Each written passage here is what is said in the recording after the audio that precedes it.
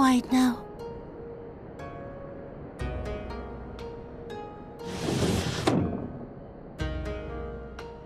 Pleased to you.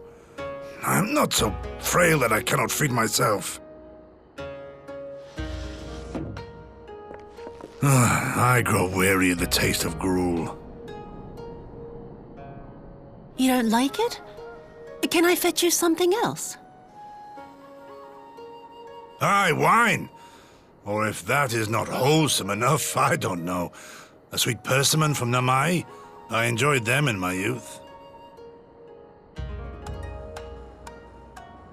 A persimmon? Nay, pay me no mind. I am full. Besides, we have guests.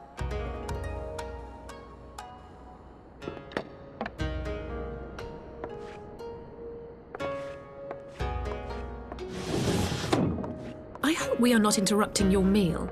We had heard you were confined to bed and thought you might welcome some visitors. Confined to... a gross exaggeration. A trifle drain from my exertions, perhaps, but with a little rest, I shall be fighting fit again in no time.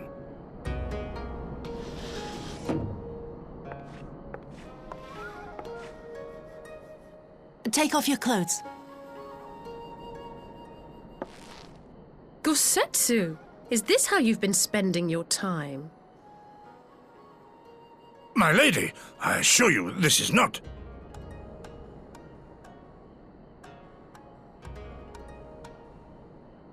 Off with them! We need to wash you. You stink.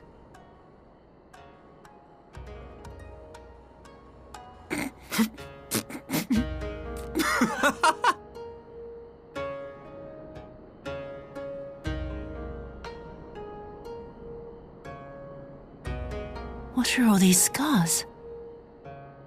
There are so many of them.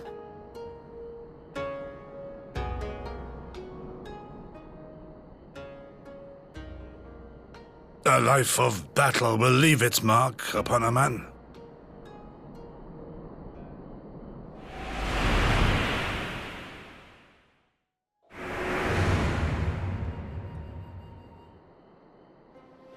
Is something wrong, Tsuyu? It's nothing. I'm fine.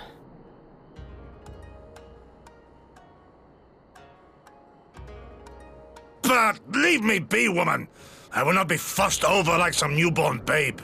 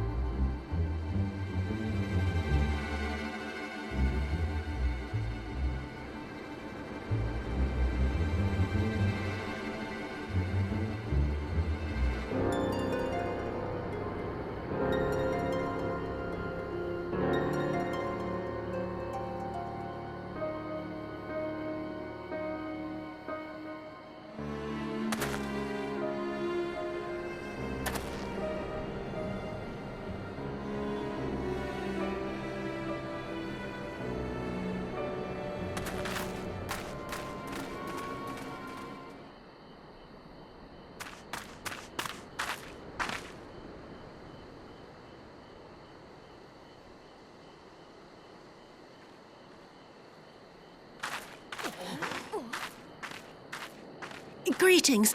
Might I have one of your... Wait! Please! I only wanted a persimmon.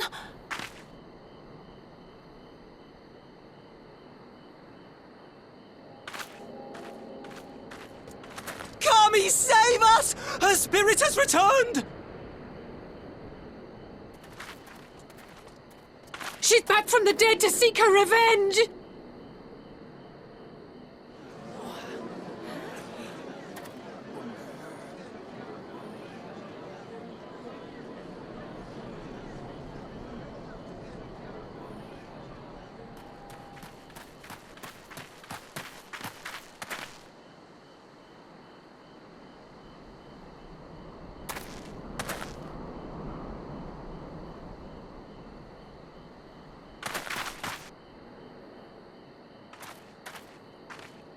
It can't be. She couldn't have survived.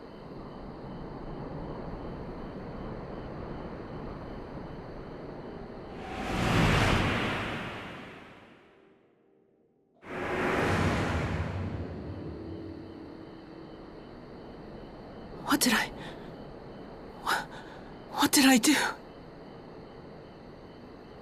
As if you don't know! Good people of Namai, be at ease, I pray you. You have naught to fear.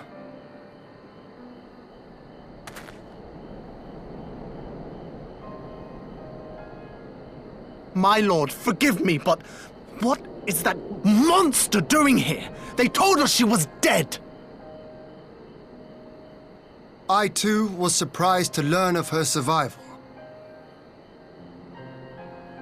More even than you, I would hazard. 'Twas I who cut her down, I who left her to her fate. But it would seem the Kami had other plans. By some miracle, both she and Gosetsu were spared when the keep collapsed, though Yotsugu's preservation came at the cost of her memory. You're saying she's forgotten? Forgotten everything she's done? Lies! Lies! My lord, she would say anything to escape punishment! What does it matter? We have not forgotten her crimes, and we demand justice! I beg of you, Lord Hien, draw your blade and rid us of this canker!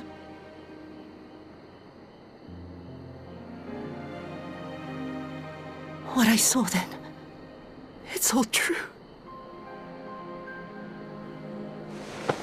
I'm sorry! I'm so sorry.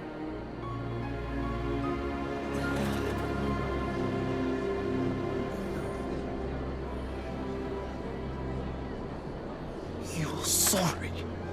And what? We're supposed to forgive you?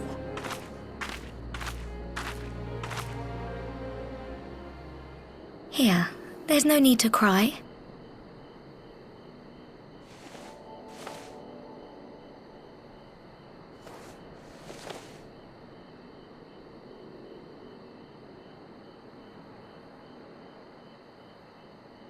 Can't you see how scared she is? How can you be scared of her? She's not the same.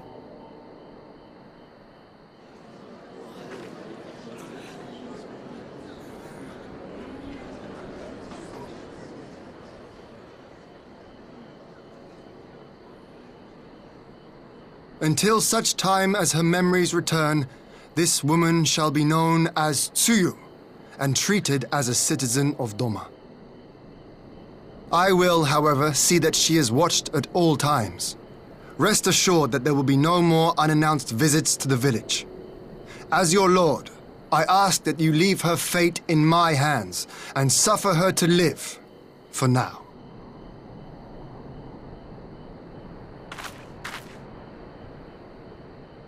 Please, Issei.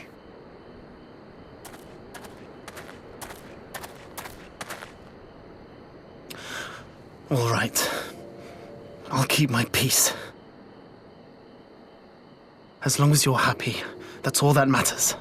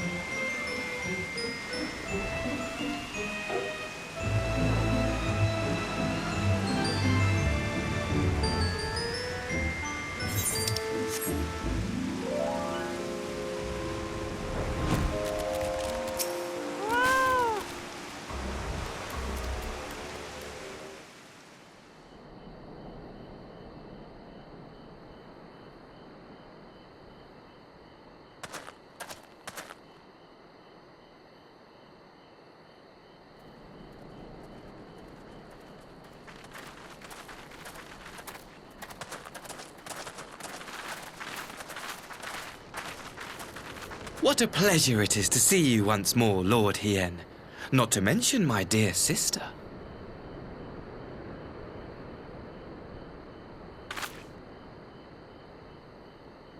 A pleasure to see you too, Ambassador. Forgive us our late arrival. You have our people aboard the airship?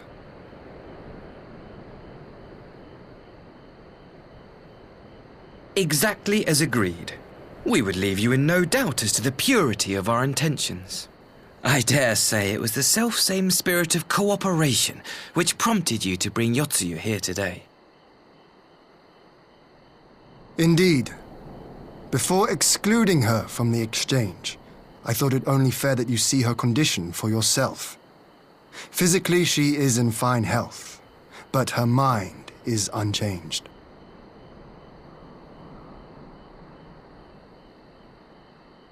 So I see.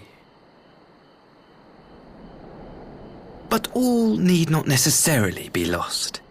In anticipation of this tragic turn of events, I took the liberty of inviting some special guests.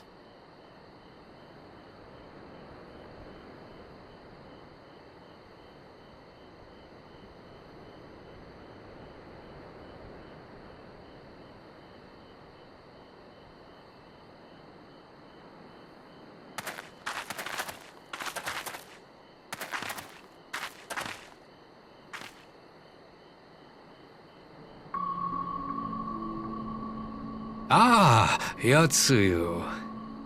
You look, well.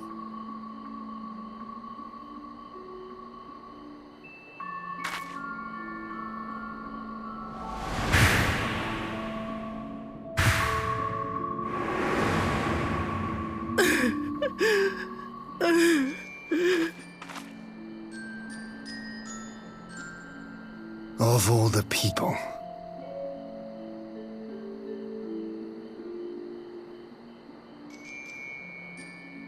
Is something wrong, dear sister? These are our beloved parents. Does not the sight of them bring back sweet childhood memories?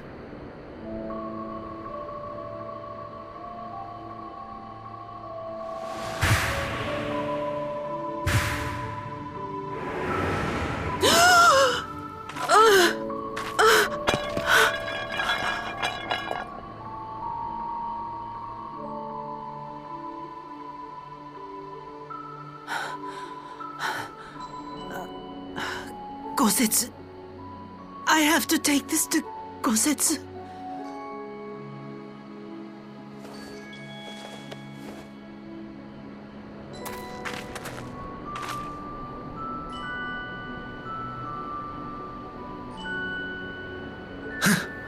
It would seem my little surprise was not sufficient.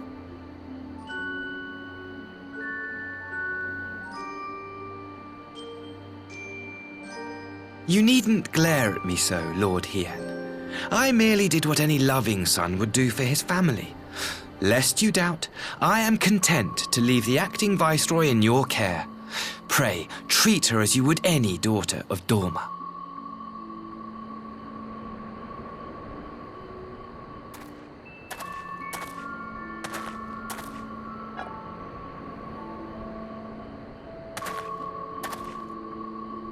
Do not grow too fond of this place, dear sister.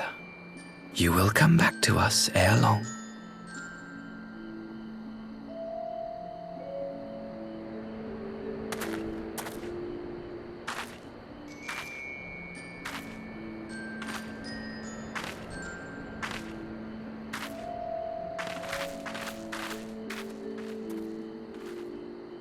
We continue with the exchange as planned then. Very good. The structure across the river should serve our needs. We shall await you there with the conscripts. If you would bring your captives. Agreed. Until then, Ambassador.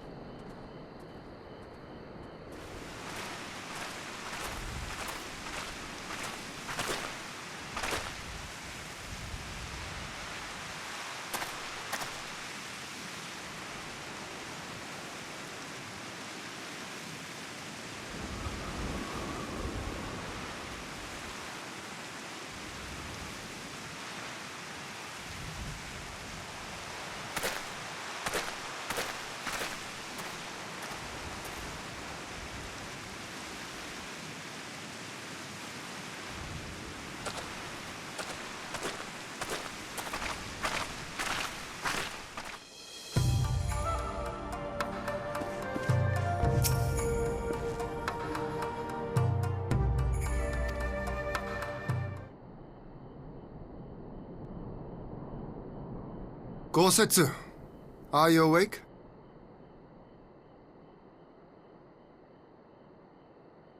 My lord, come in, come in.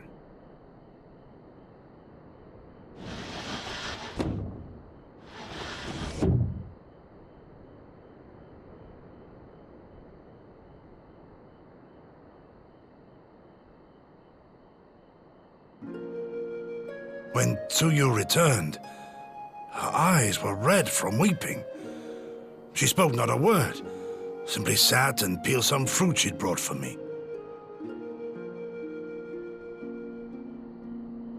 She then claimed weariness and retired to her chamber. Tell me, what happened to upset her so? the ambassador arranged a surprise reunion with her foster parents, a misguided attempt to restore Yotsuyu to her senses. It was plain their presence caused her great distress, but she seemed otherwise unaffected. Yotsuyu was mistreated as a child, was she not? It was a cruel trick to use her tormentors like that, knowing the pain it could cause.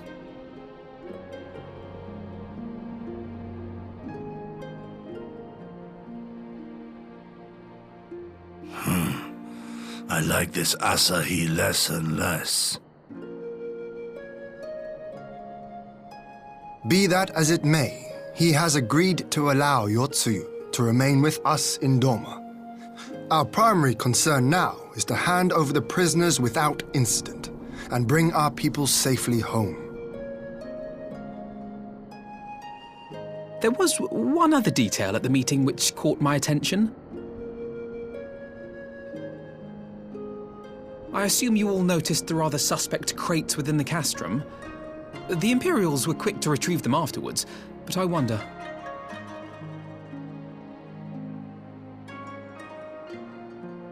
Out with it, brother. You fear they might contain bombs or war machines? If the ambassador wanted me dead, he has had ample opportunity. No, assassination is not his intent, but we should be on our guard for other acts of treachery.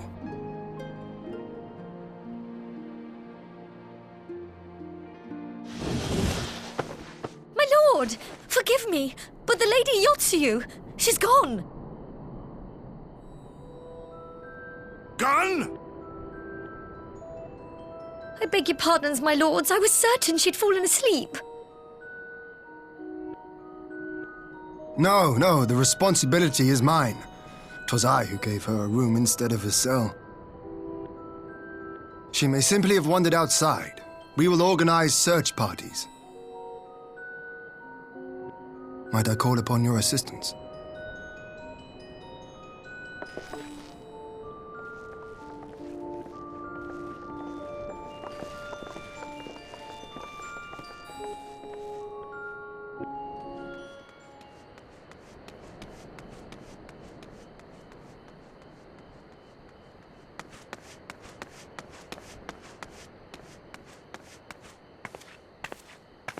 Help! Help!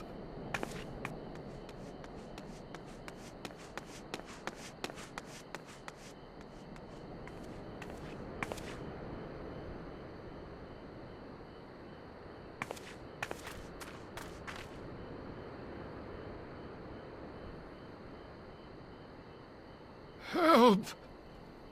Help me!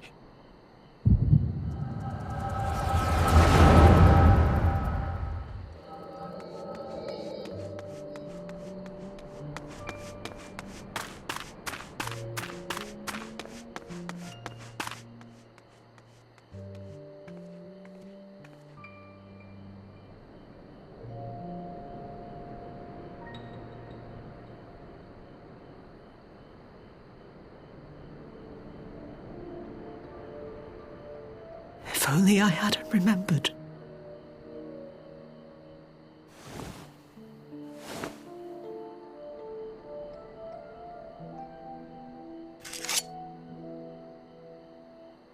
He should hate me.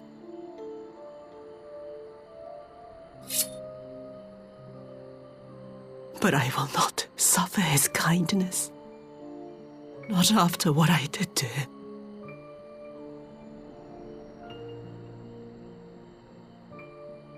Who's there?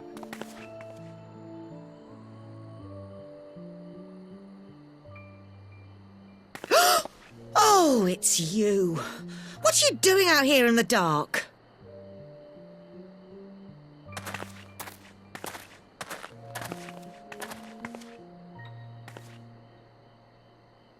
This is the Enclave, is it?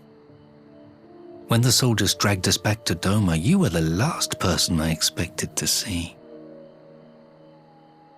You're the bane of our existence, Yotsuyu! A font of misery!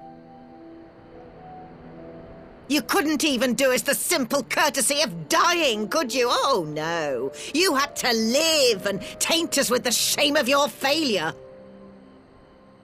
We had a perfect life in the capital, and now they're making us wallow in this muddy ruin like common swine. I don't deserve this. Now, dear, that'll do. There seems little point in berating the girl when she scarcely remembers her own name. Our time would be better spent contemplating how we're to survive this unhappy predicament.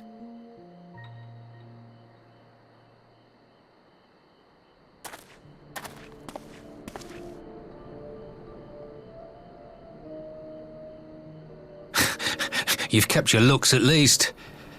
I suspect you'd fetch a handsome price with the right buyer. Maybe enough to get us to Kugane and start a new business.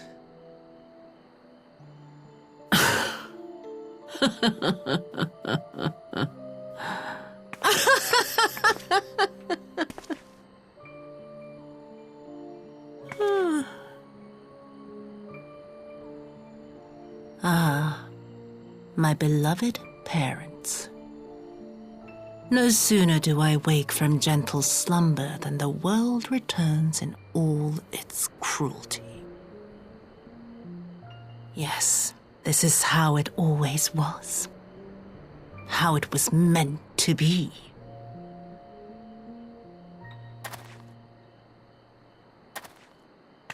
Very well. If I cannot escape my nature, then I shall embrace it.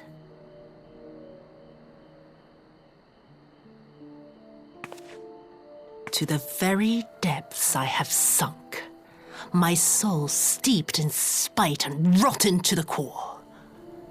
The self-righteous hide behind justice, but I need no such mask.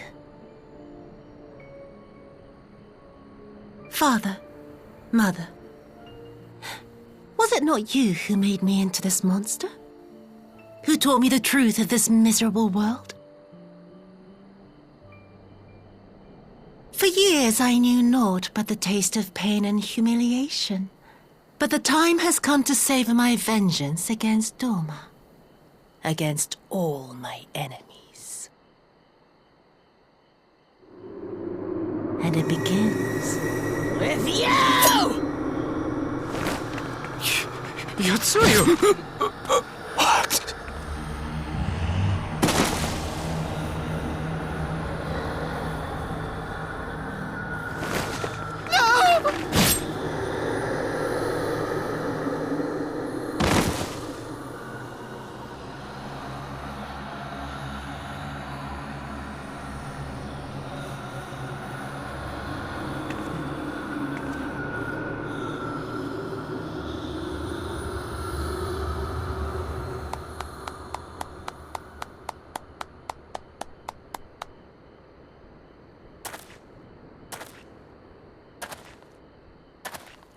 Well done, dear sister.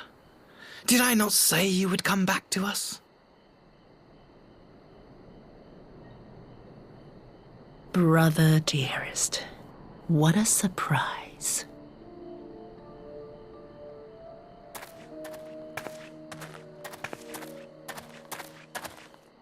You always were a cold-blooded little worm. I doubt you thought twice about sending our parents to their deaths. Your dagger yet drips with their blood, and you presume to judge me? To be frank, I didn't think you had the strength to slay them so cleanly. A single thrust each. I'm impressed. But surely you can't be satisfied with murdering a pair of doddering elders.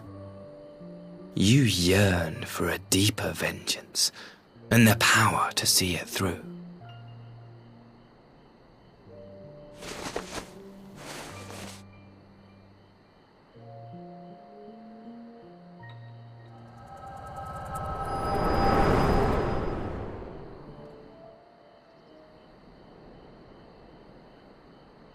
Please. I don't want to die.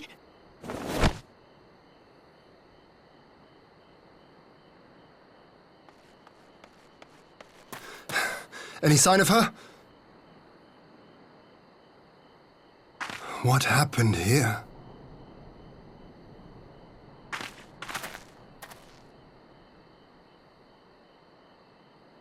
I knew what would happen if she recovered. And still, I did nothing. You say she left with her brother? Whatever he wants with her, he was willing to pay for it with his parents' lives. But this is neither the time nor the place. We must gather the others.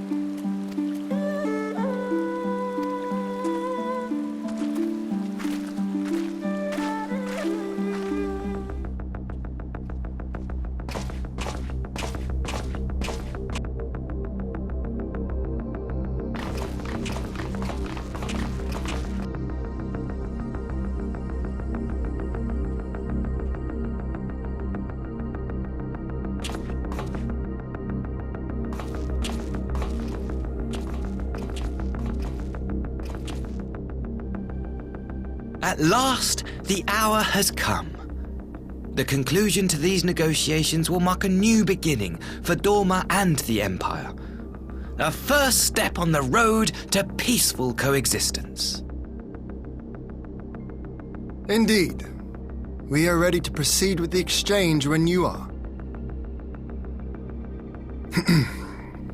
Forgive my curiosity, Ambassador, but is there a purpose to these containers you bring with you? Oh, the supply crates. They are filled with materials we hoped might be of use in Dorma's restoration. I meant to gift them to you at our last meeting, but we had so much else to discuss. How very generous. I confess I had not expected such compassion, welcome though it is. But then I was also surprised by the news that one of our captives had delivered herself into your custody ahead of time. A minor discrepancy I shall overlook in the spirit of the occasion. Are you perhaps referring to me, Lord Hien?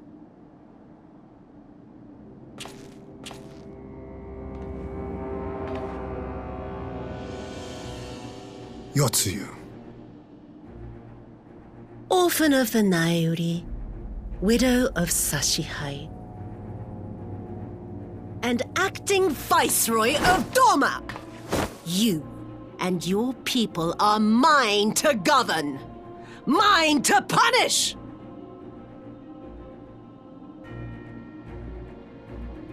Well, well. It would seem your shattered mind is mended. As per our agreement with the Ambassador, you are free to return with him to the Empire. Your authority as acting Viceroy, however, is no longer recognized here.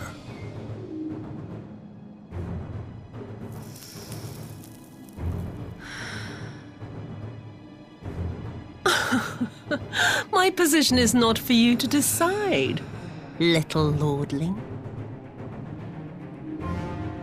All who resist the rule of the Empire must be purged. Such was the order given to me by Lord Xenos himself.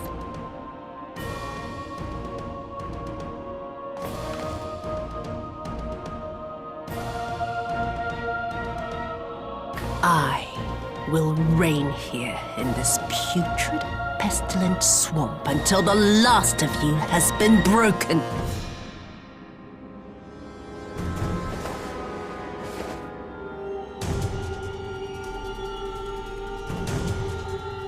This land shall know no dawn. I will spew forth darkness and drown all in eternal night. And high above you I shall shine, uncaring, cold and distant as the moon!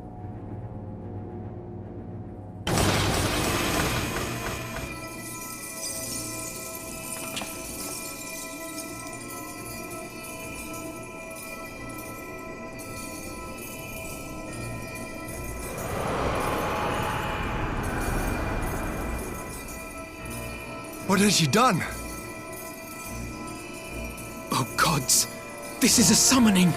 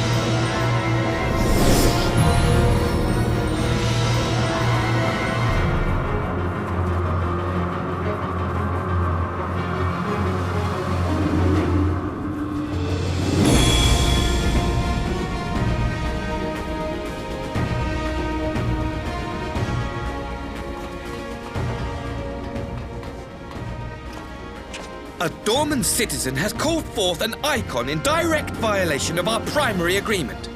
The negotiations have failed. Abandon the captives and make preparations to withdraw. But Ambassador! Disobey me, Pilus, and you disobey the Emperor. Make preparations to withdraw! Now!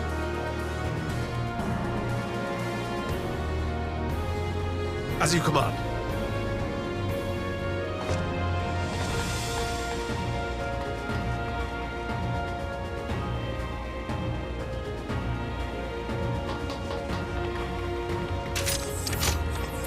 My lord, you must fall back!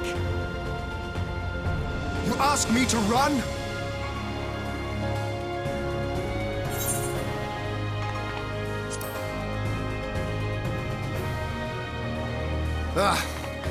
Against such a foe, I would be more hindrance than help. The field is yours.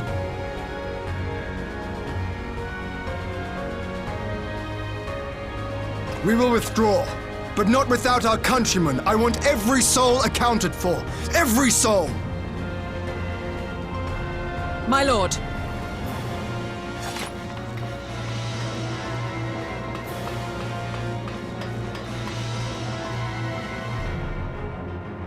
I knew you would not flee. I see now the strength which flows from that baleful light of yours.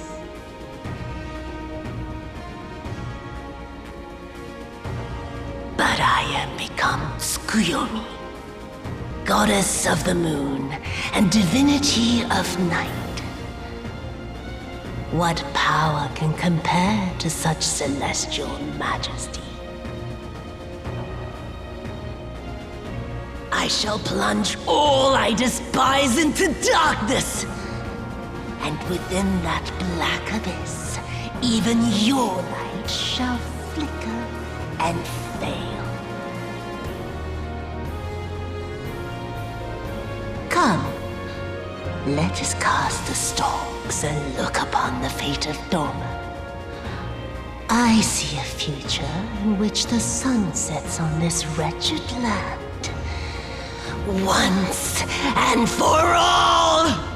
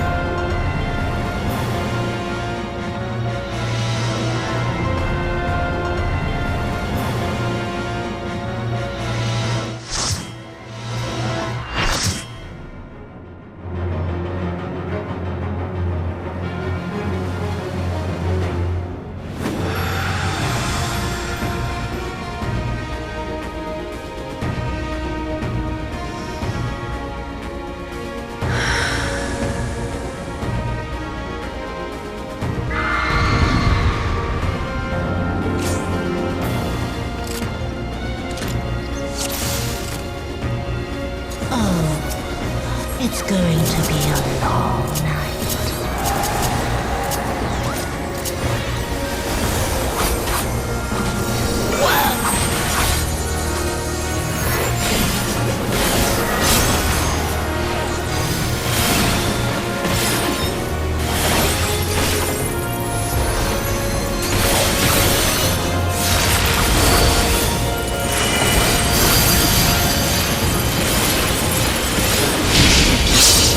Your end is near.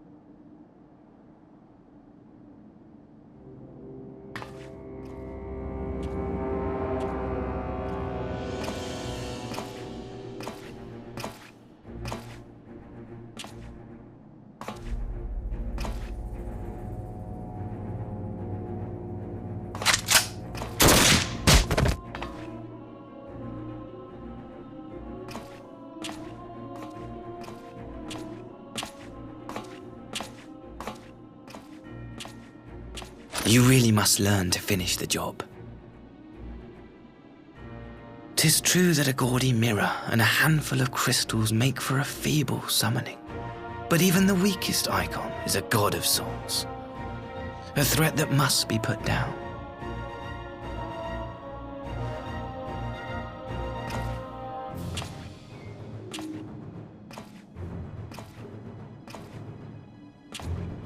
My! Such hostility! These beings are the sworn enemies of the Empire. I merely did my duty as an Imperial officer. Will you surrender to anger then? Slay an anointed emissary to avenge a fallen foe? Ha! You cannot, of course! To do so would burn the bridges we have labored so hard to build. Oh, but I'm forgetting. They're already ash. This Doorman woman has seen to that. The Empire cannot ally itself with any nation that refuses to renounce summoning. I believe I was most clear on that point.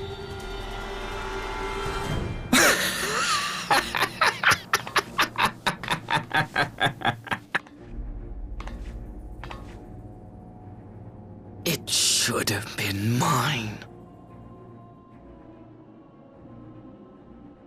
The power he bestowed upon her. I should have been the one to govern Dorma. I would have repaid his faith. No one alive loves him more than I! Instead, this harlot betrayed his trust. Useless piece of filth! Worthless whore!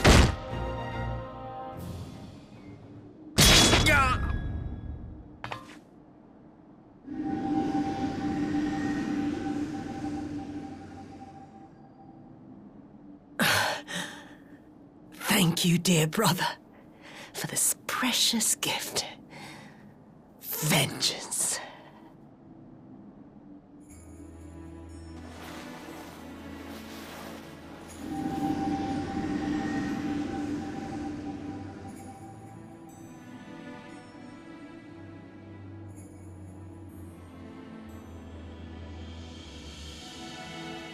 These people, our people, they ignore the corruption which festers beneath the surface.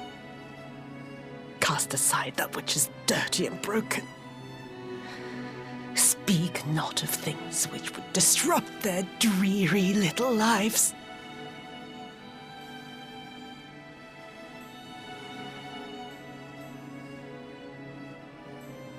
Like you, Asahi. Always pretending not to see. You were the first. The first I swore to kill.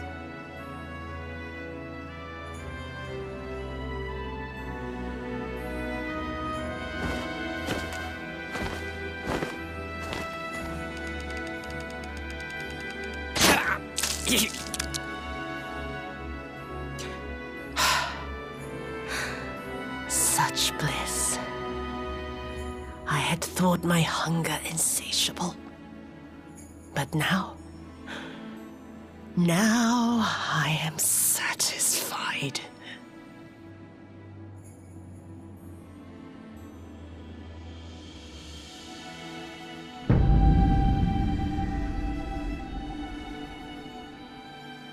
You should feel honored, dear brother. I saved the last of my strength, just for you.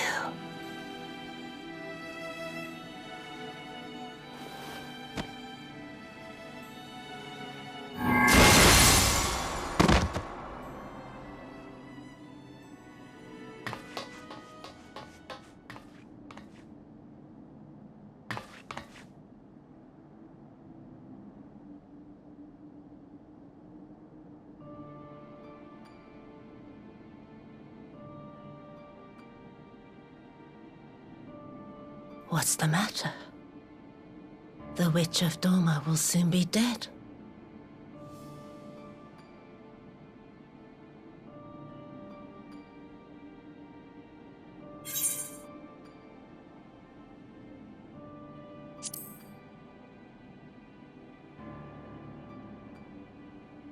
He will mourn too, perhaps.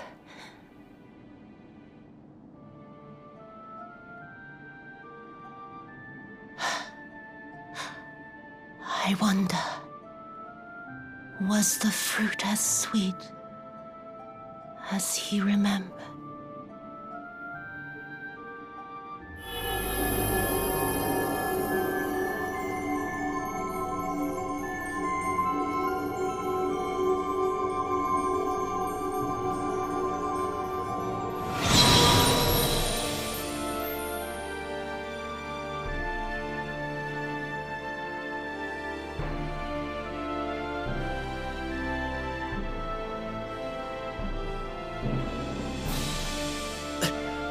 Lord Xenos!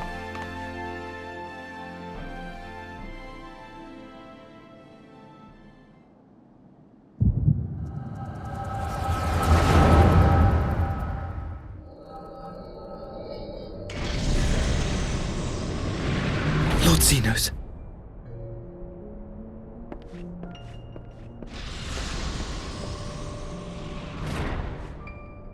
I am at your disposal.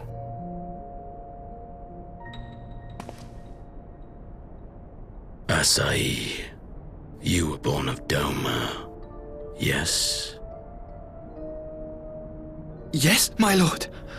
I am honored that you would remember me. How may I serve? You are hereby appointed Ambassador Plenipotentiary and empowered to speak with the voice of the Emperor. Return to your native land of Doma and announce your intention to sue for peace. For peace? Once negotiations are underway, you are to locate the acting Viceroy. She lives? That is to say, I will, my lord. When you have found her, you will initiate a ritual to call forth an icon. I will instruct you in the necessary steps. Yotsuyu's faith is unreliable, but as a child raised to believe in the Kami, she will serve as a vessel for one of the Kojin's gods. She need only wish it to be so.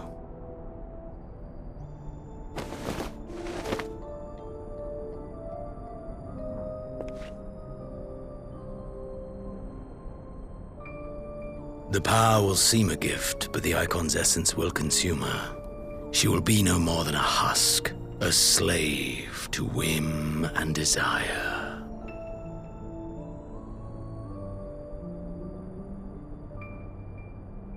My lord, ever since the day you saw fit to save my miserable life, I have dreamed of repaying your benevolence. Upon my honor, I swear to devote myself wholly to your service. All that you command will be done, no matter the cost. But I fear the subtleties of your plan yet elude me. From the reports I have heard, the champion who aids the Doman resistance would make short work of a single icon.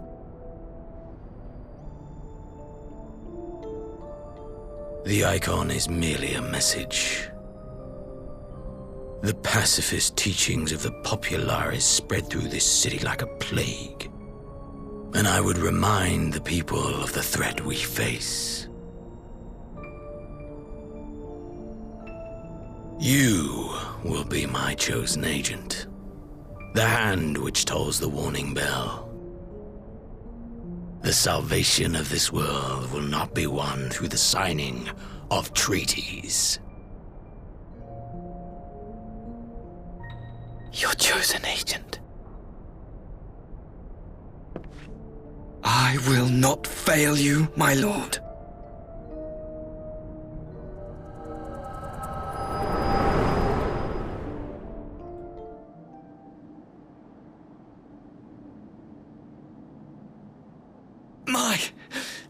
my master, Lord Xenos. He will come for you.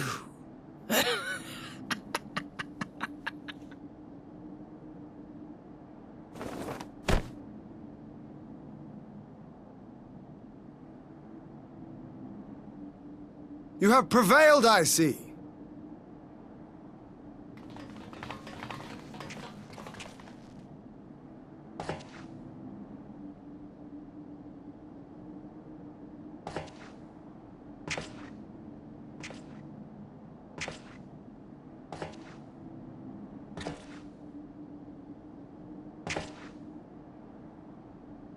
She is gone. Wherefore did the Kami spare us, only to inflict this pain?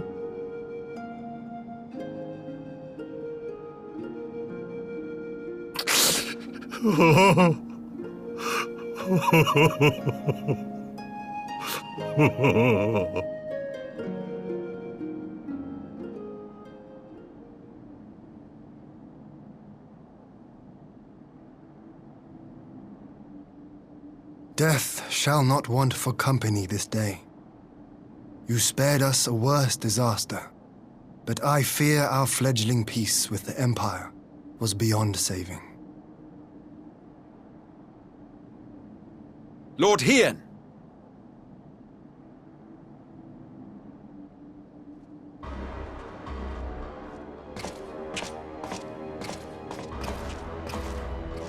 Maxima, is it not? I assumed you long fled. I entertain thoughts of escape even now, but our negotiations have yet to reach a satisfying conclusion. The ambassador insisted that the summoning spelled an end to our mission here, but it seemed to me there was more to the tale.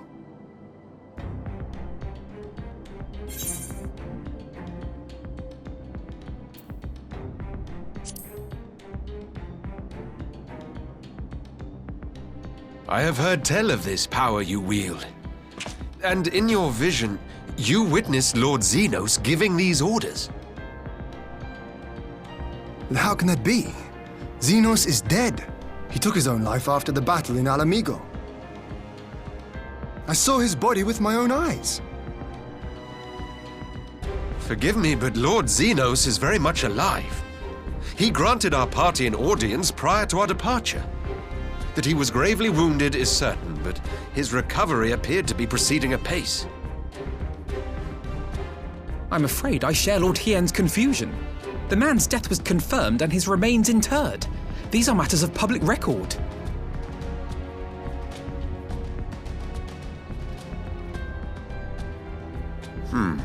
I have no doubt you believe what you say. But what then is the explanation? That an impostor has infiltrated the innermost circle of the Imperial Court? The idea is inconceivable, absurd. But worthy of investigation nonetheless. Our movement can ill afford to have a highly placed pretender undermining our efforts. Your efforts may yet bear fruit. Tell me, what is to become of our prisoner exchange? Though we have already taken custody of our conscripts, we have yet to release your Imperial comrades. Do you still intend to collect them? Yes. As the late Ambassador's second-in-command, it falls to me to speak on the Empire's behalf. And I'm happy to confirm our intent to proceed according to the original agreement. Then let us be about it.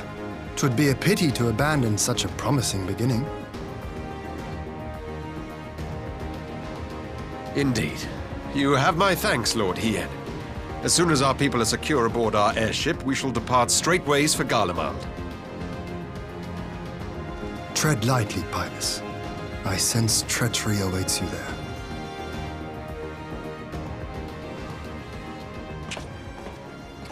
Might I accompany you to the capital? Alphino, have you gone mad?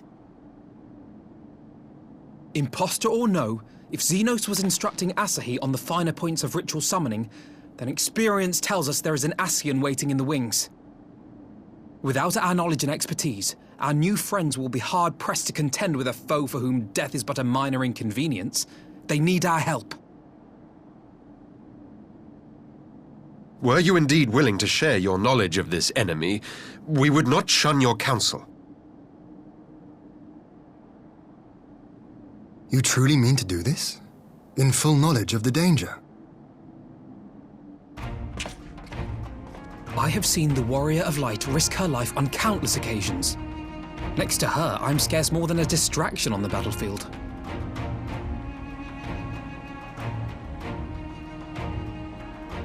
But in the meeting room or the audience chamber, there I can make a difference. I can strike bargains, forge ties, and change minds. And where better to do these things than in the home of our old enemy?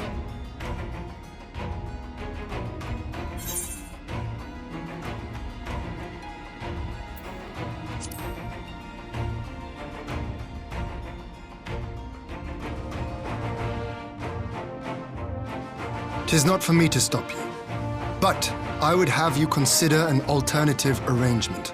Rather than braving the Empire as a simple traveler, go forth as an emissary of Doma.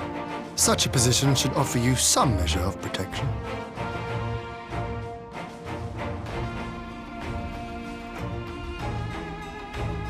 Go then. You've obviously made up your mind. Just try not to do anything reckless, all right? I shall be on my best behavior. Farewell, my friends.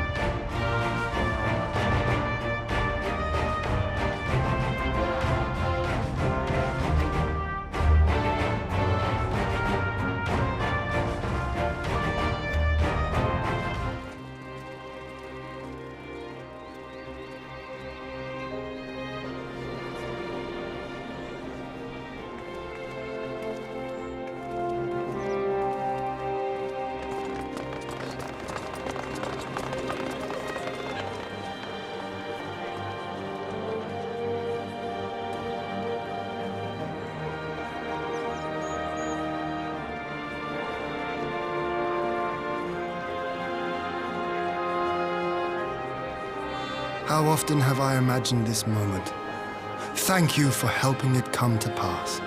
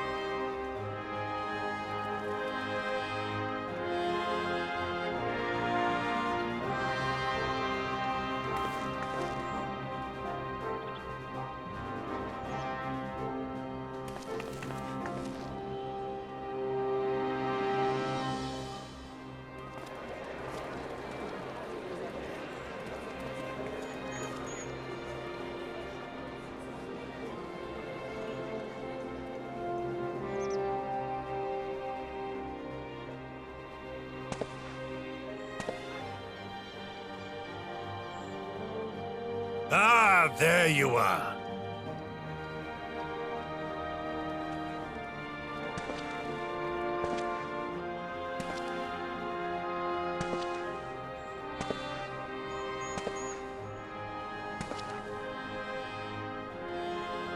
Gosetsu, your hair.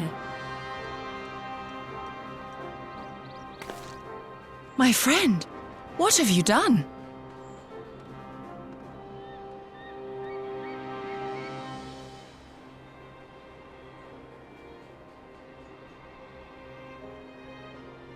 An old man who cannot raise his blade has no place in the service of a young lord. Thus did I decide to devote my remaining days to pilgrimage. I will walk this land, offering prayers of repose for all the souls who left this life in suffering.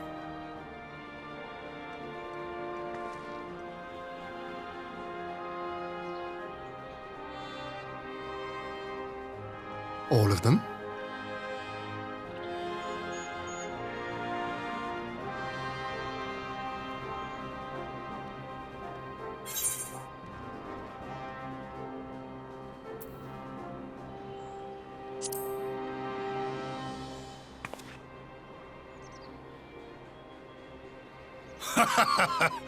This is no forlorn and final farewell. Send me on my way with a smile, my friend.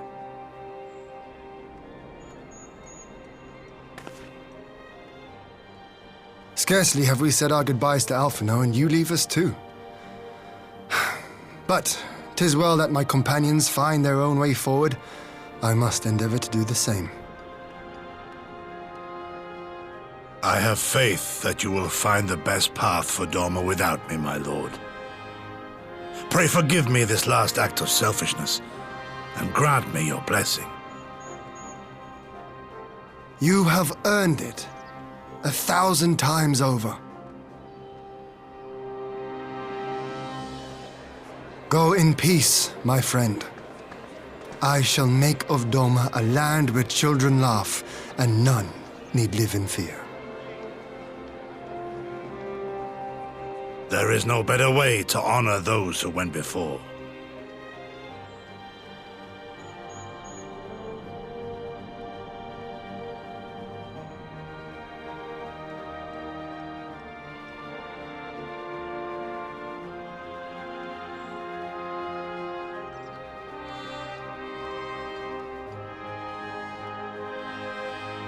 And with that, I take my leave.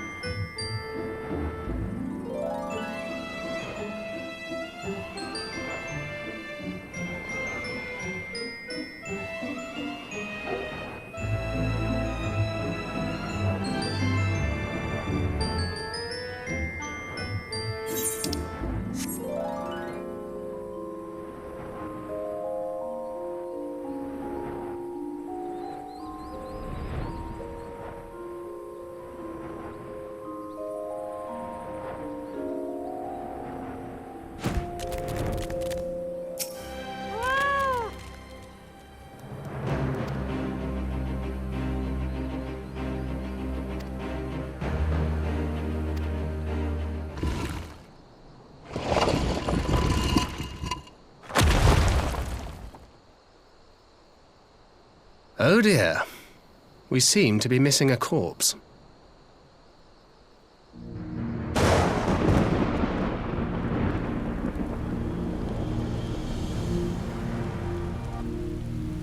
Well, it must be somewhere. I only hope it isn't walking around.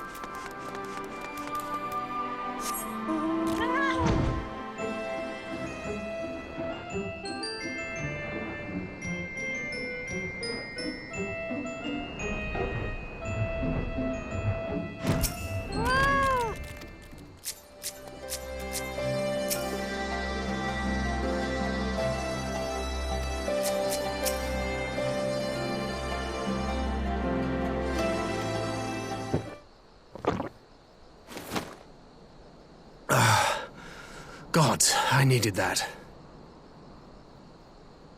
I won't bother telling you to catch your breath. Whatever brought you galloping back to us, I assume it's urgent.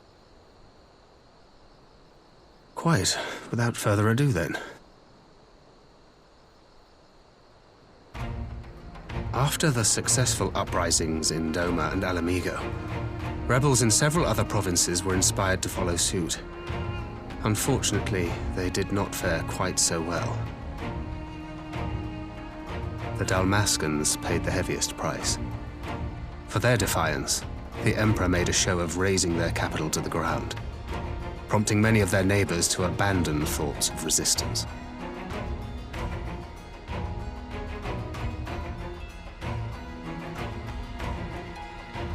But not all have given up on liberty. Heartened by the news of Doma's prisoner exchange, some still believe that the Empire may one day be amenable to negotiation. We have the shinobi to thank for spreading the good word. They have worked tirelessly to keep the subjugated informed, and a little knowledge can go a long way. There is at least a spark of hope, then.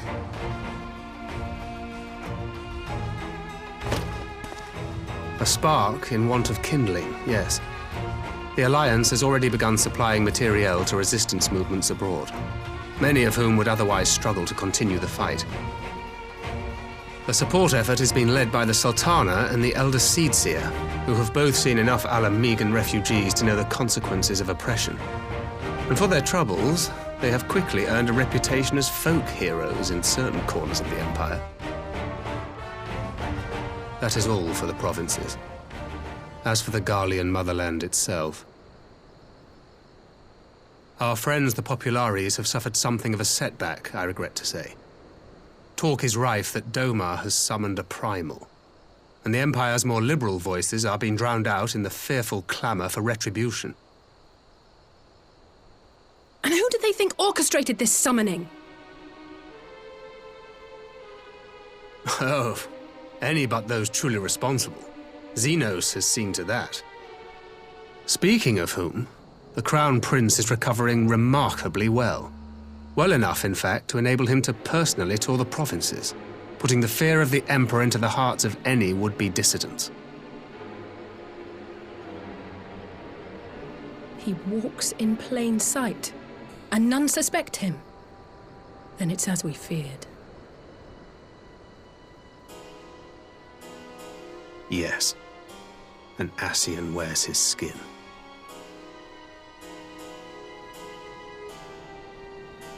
But it was not that which brought me here in such haste. During my time in the provinces, I learned many things. Yet at no point did I hear any report of a Doman emissary in the capital. But Alphonse should have arrived by now. Could they be holding him there in secret? The possibility did cross my mind, but I have reason to believe he never reached his destination. As you know, Scions assigned to covert operations, such as Riol and myself, are issued special link pearls for communication in the event of an emergency. I mention this because it was originally Alphino's task to coordinate the response at headquarters, meaning he has one. And whose voice should I hear when mine recently crackled to life? You spoke with Alphino? Spoke with, no. I but heard his voice, and none too clearly at that. 2 words were all I could make out. The burn.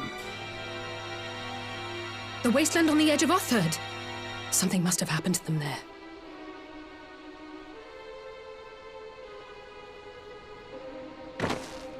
There's no time to waste. We must make for the burn at once. I had a feeling you might say that. And? I can't very well sit around here drinking tea if Alphino's in trouble. You said yourself that this link pill was only to be used in emergencies. So I'm going, and that's the end of it.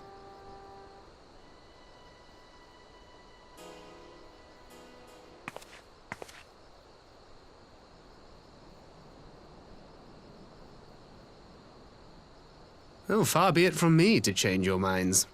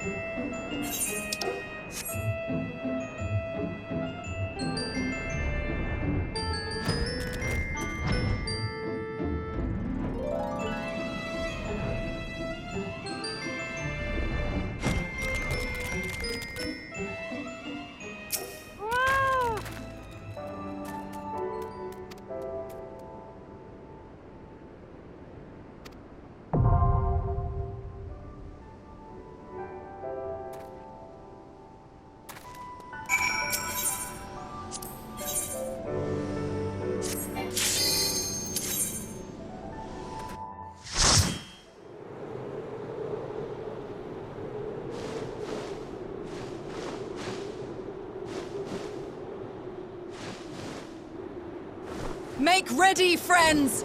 We are come to the burn!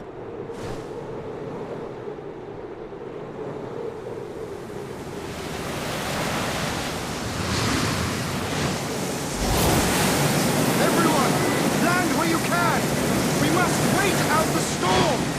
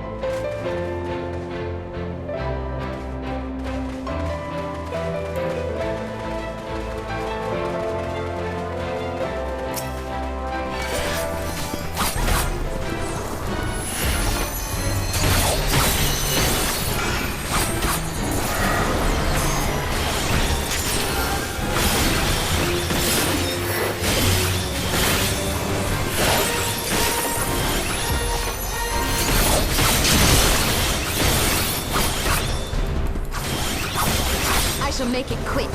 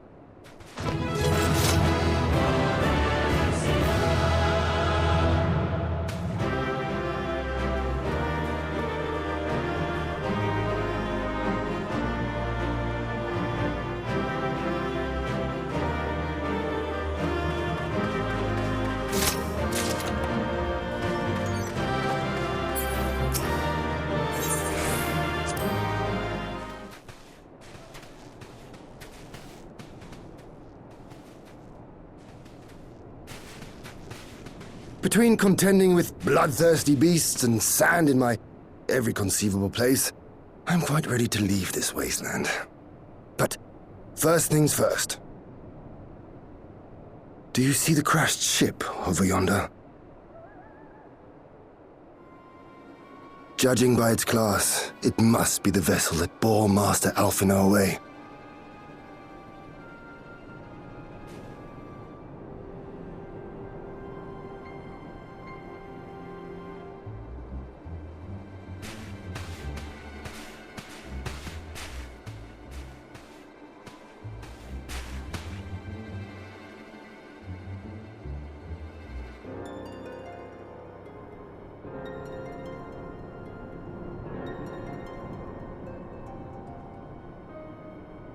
War Machina. It would seem they were involved in a struggle.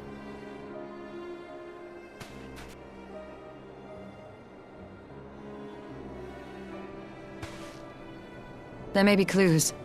We should split up and search the area.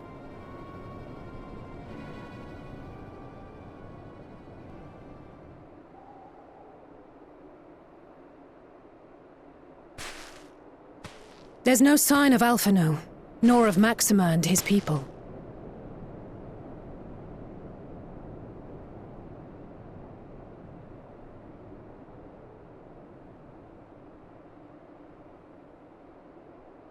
These were no ordinary soldiers. Over here!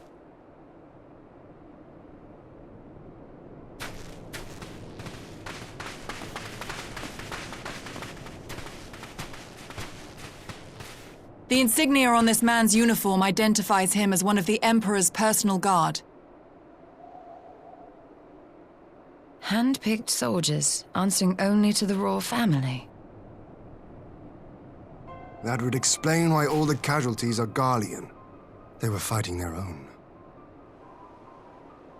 You're saying the Emperor was behind all this? That Alphinaud is his prisoner?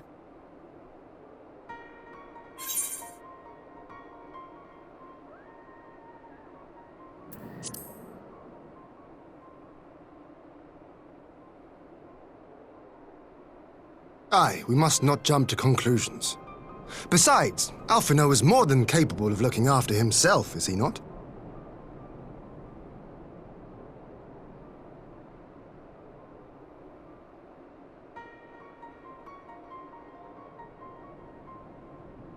I suggest we return to Doma to consider our options. Whatever happened here, Master Alphinaud is long gone, and any subsequent search may safely be left in the hands of the shinobi.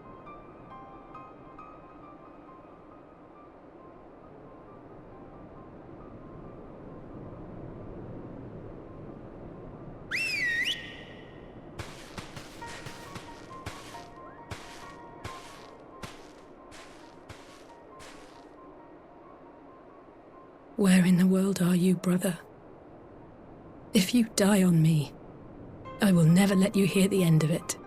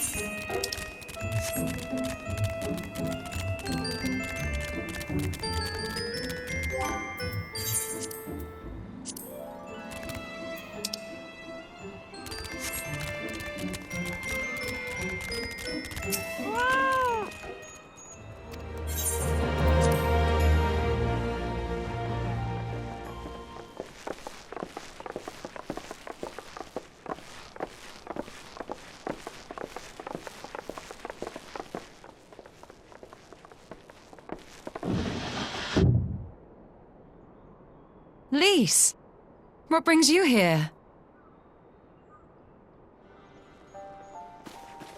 Oh, Alliance business. We have a request for Doma. Well, Hien. But that can wait. They told me you were out searching for Alphino. Did you manage to pick up his trail?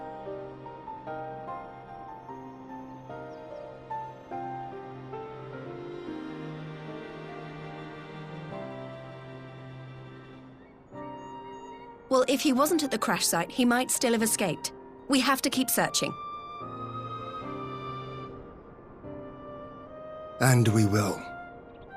Alphino embarked on this journey as an emissary of Doma, and I hold myself responsible for his safe return. I will have our shinobi in the provinces search for him as a matter of urgency. Chin up, Alize. You'll get to admonish your brother for his recklessness yet.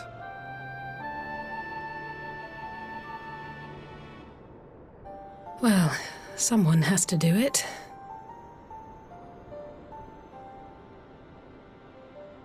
I'm sure he's going to be fine. There is one thing I'm not sure about, though. You said it was the Emperor's personal guard that attacked Alphino's airship. But the Popularis would never have been able to arrange the prisoner exchange without Varys' blessing. So why would he sabotage his own mission? They may not have been acting on Varys' orders. The guard answer not only to him, but to his family, the Crown Prince included. When Yotsuyu summoned Tsukuyomi, Asahi was quick to proclaim that a Dorman citizen had violated the terms of our agreement, that the negotiations had failed. And it is this version of events that is now being repeated across Garlemald. To hear the tale, one would think the prisoner exchange never took place. Plainly, someone is manipulating matters from the shadows, most likely Xenos, or whoever it is that wears his face. Whichever Ascian you mean. We all know the nature of our adversary. The servants of chaos are true to their name. Their meddling has cost Doma a chance at peace. Whoever it was that loosed his personal guard, the Emperor cannot be ignorant of these developments. We must proceed on the assumption that our treaty is indeed in tatters.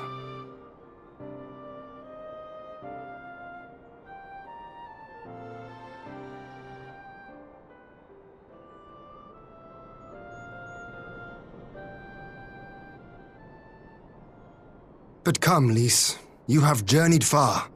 Let me hear your petition. Right. So the big news is that Alamigo has agreed to join the Eorzean Alliance. To make it official and discuss where we all go from here, the leaders of the 5 nations are planning to hold a meeting, and we were hoping you might come too. We've already seen what we can achieve when we work together, and the Alliance hopes to work even more closely in future. They think it's our best hope of keeping the Garleans in check, and I agree.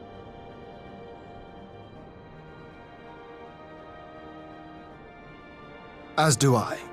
By coordinating our efforts in the east and west, we may be able to discourage them from committing their forces to a single front. I accept your invitation. I must, however, ask for time to attend to some pressing matters here. In light of recent events, the risk of Imperial reprisals is greater than ever, and I would not leave Doma unguarded. Ere I depart, I must shore up her defenses. Understood. I'll let the Alliance know.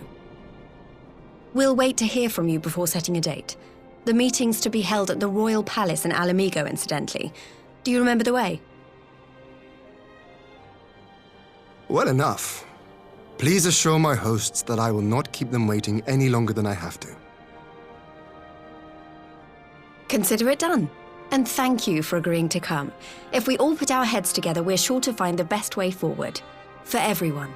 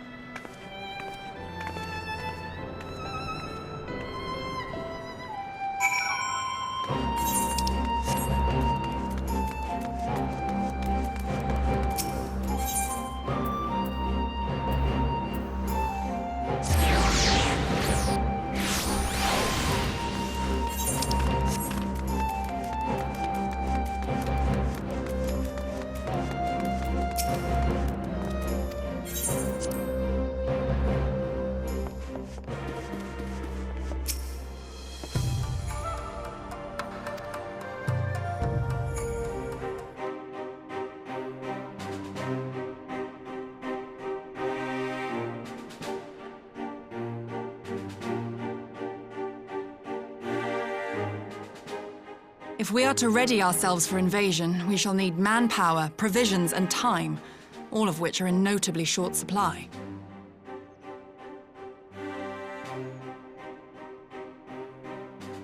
Candid as ever, Yugiri, and correct, I concede. Fortunately, I have an idea.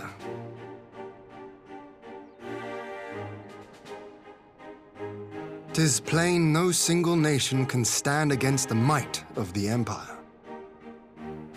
And it was only with the aid of others that Dorma succeeded in winning her freedom. So, I mean to take a leaf out of our Eorzean friends' book and form an alliance of our own.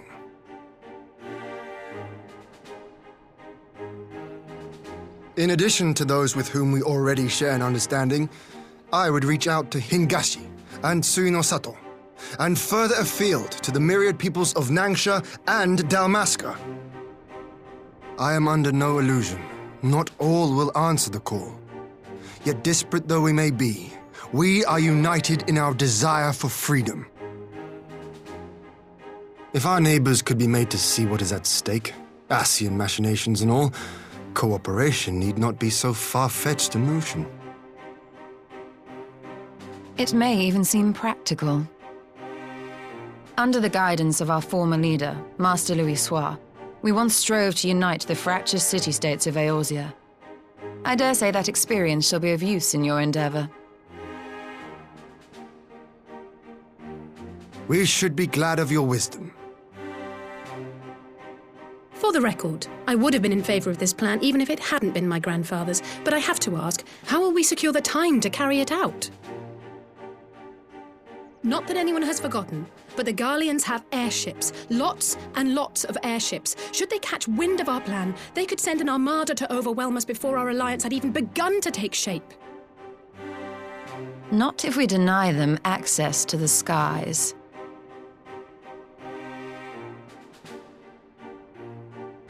During our time in the Burn, the Warrior of Light and I chanced upon some Allagan ruins. Oh? As such ruins go, they were not particularly unusual, but something about the surrounding land struck me as odd. Faint though it was, its ethereal residue was uncannily similar to that of Azizlar. Identical, in fact. For locations so far removed to share a single etheric signature is all but impossible. I conclude, therefore, that the Allagans created the floating continent with land taken from the Burn. While that is a most intriguing theory, I fail to see what relevance it has to Dorma's defense. Azizlar was enclosed in a powerful energy barrier, impenetrable even to an Agrius-class battleship. It occurred to me that those ruins may have enjoyed similar protection. I have no proof, but the Warrior of Light did report seeing a structure resembling other known Allagan field generators.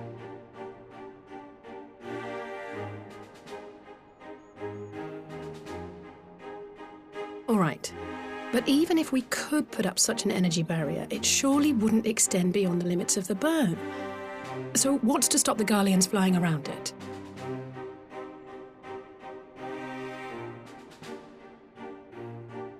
Fuel. The Dalmascan capital, Rabanasta, was a key Imperial refueling point in the east. By laying waste to it as a lesson to the rest, the Empire greatly hindered its own operations in the region. If an Imperial fleet were to advance upon Dorma, it would now have little choice but to travel, as the crow flies, over the Burn. I see. A word of caution. Even assuming the generator still functions, raising a barrier of such a scale will require a prodigious amount of energy. And few places are so bereft of suitable crystals as the Burn.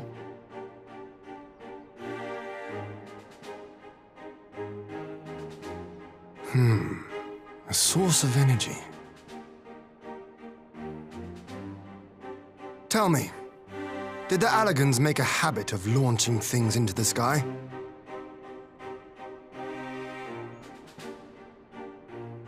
curious question. Besides Azizlar, I know of only one other notable instance. The Red Moon Dalamud, whose fall triggered the calamity. Just the 2 occasions, you say?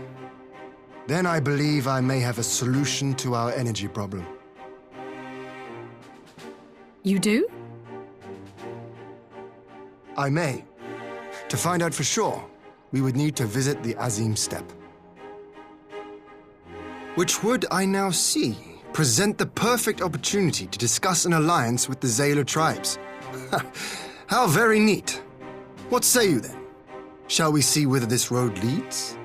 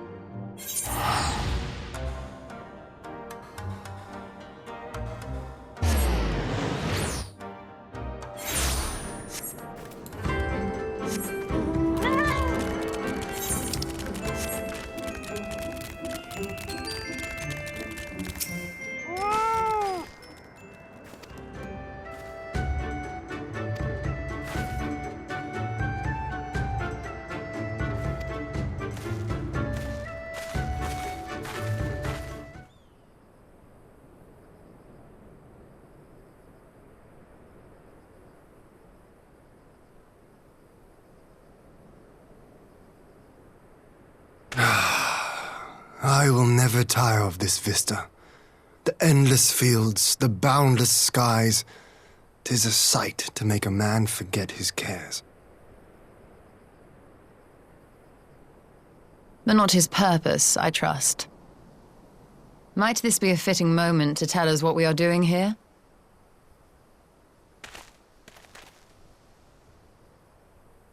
Of course. During my time with the mole, I learned some few myths of this land. One goes thus. In the distant past, when all seemed doomed, a wayfaring soul came unto the steppe. Venturing into the northern crag, he received of Nama a sliver of her essence, a shard of the shining moon, and with it clove the tainted land from the earth. The end thus averted, to these fields did the wayfaring soul return, and venturing once more into the northern crag, he buried the shard, and made unto the heavens an offering of blood.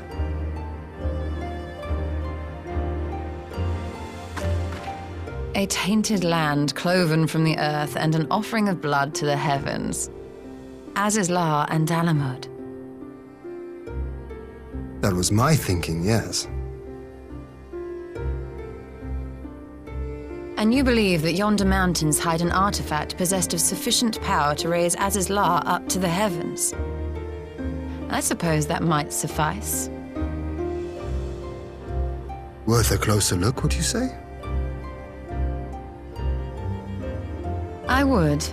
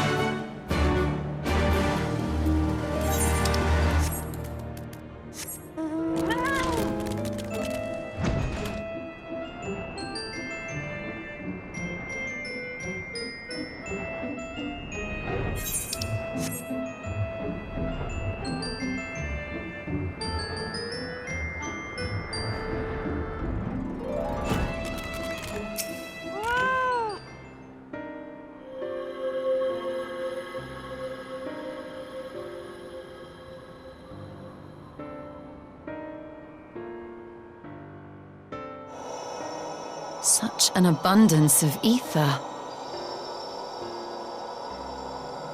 Are we in luck? We are. This is an Allagan artifact, most likely built to regulate the flow of ether. I strongly suspect the ancients used it to stem the flow from here to the burn. That would explain how they were able to untether what became Azys La from its surroundings.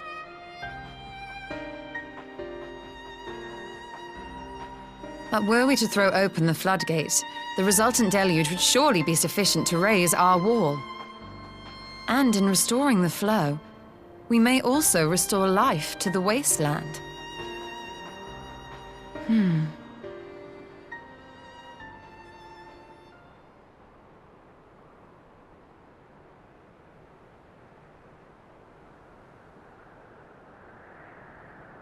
What is it? While the device itself harbors a surfeit of ether, the opposite is true of the surrounding area.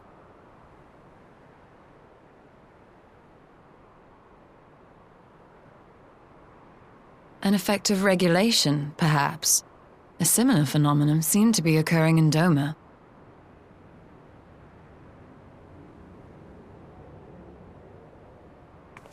Whatever the explanation, the answer will not reveal itself here.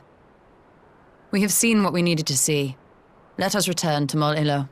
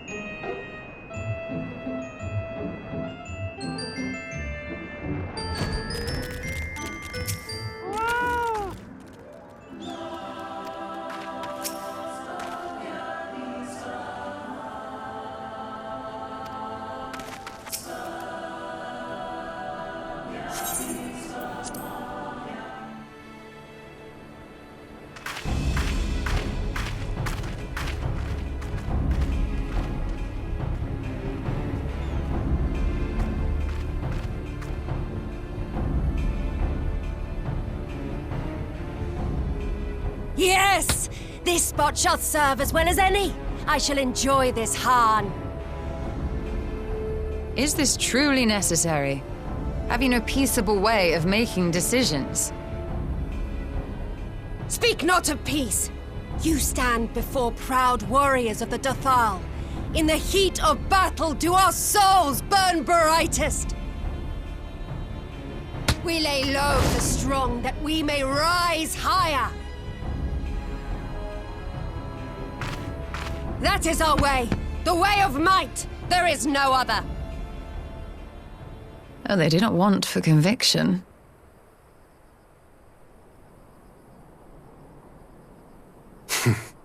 Indeed. It's what makes them such dangerous enemies, and such useful allies. Enough talk! It is time to fight!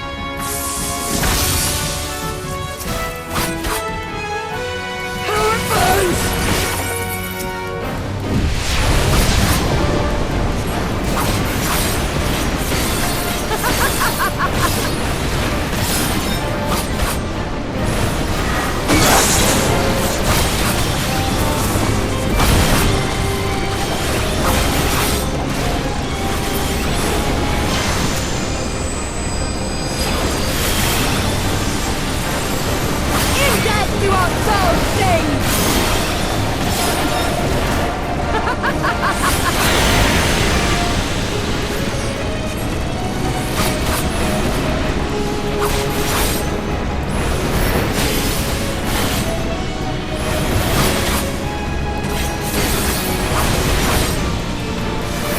Indeed do our souls sing!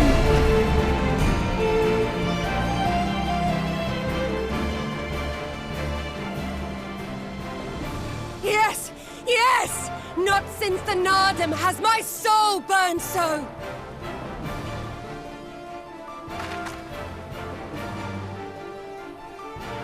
Come! We have only just begun!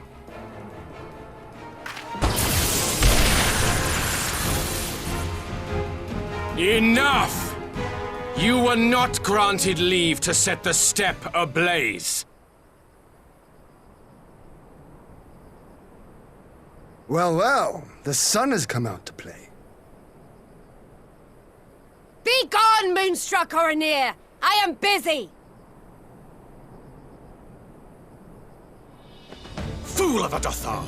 Have you forgotten the face of your master already? The sun will never set! From his seat on high, he reigns over all, now and forever.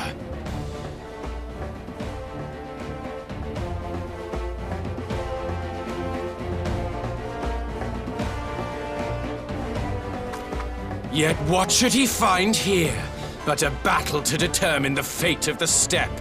A battle waged without his blessing. This will not stand. You, Doman! You who come to petition the warriors of this land, forget that all Nama's children are wards of the Oranir. As first among my brothers, your petition is mine alone to judge.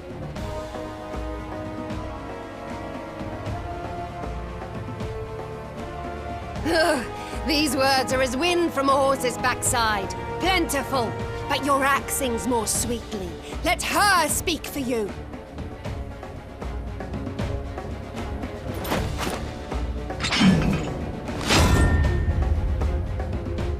Insolent child.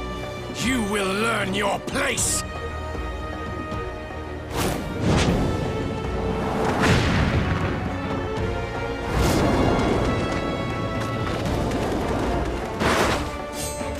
Forgive me, Brother Magni, but we have an arrangement with the Dothal. We will not abide any interruptions.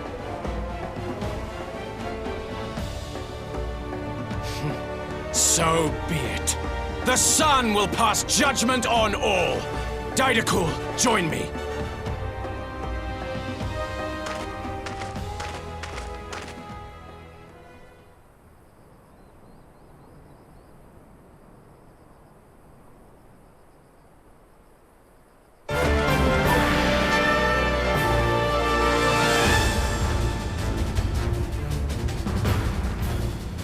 The sun is in good company. We may dance alone.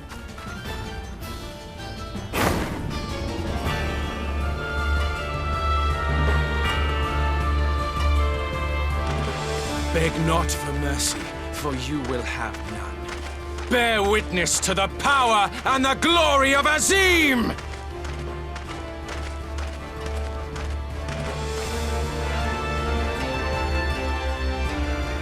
Constantly at each other's throats like rabid dogs. Gods, I'm turning into her. I have not the patience for this, but if we must fight, let us at least be brief. Come.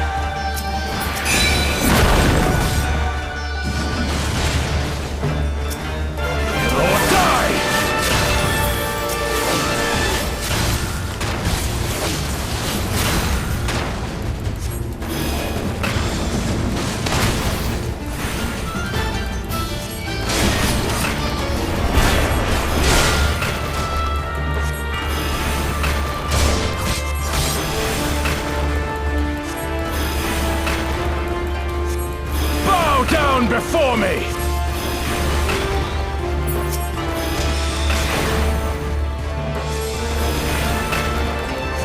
Tremble before the sun!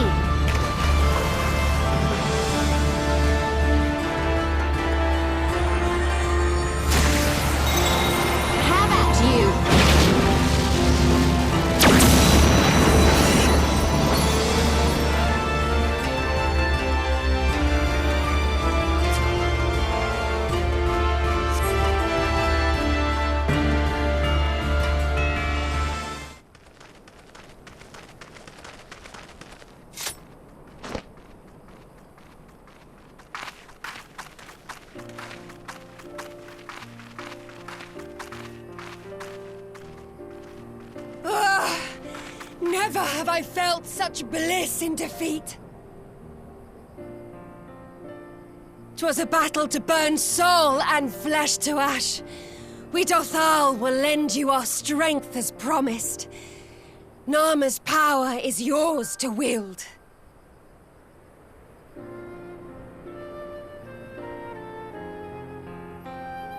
What does the sun say to that?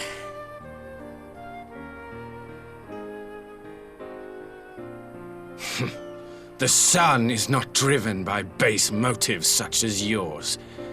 But they have been judged and found worthy.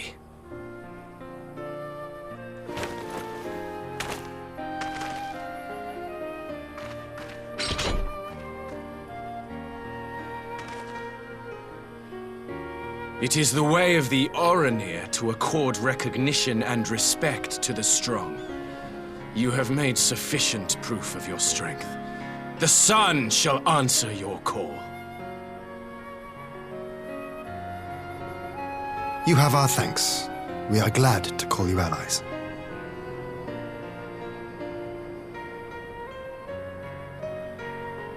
You? By what are you called?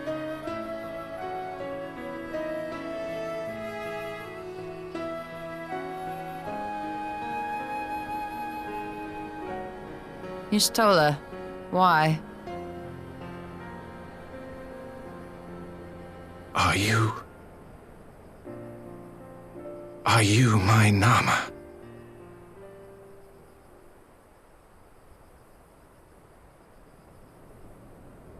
I beg your pardon? In battle, you shone with all the majesty of the full moon's light. Your healing touch, the embodiment of the Dusk Mother's love.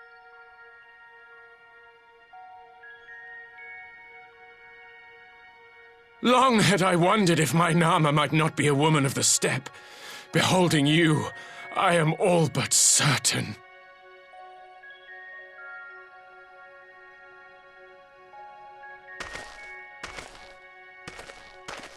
Now, look into my eyes. Could it be? Could you be?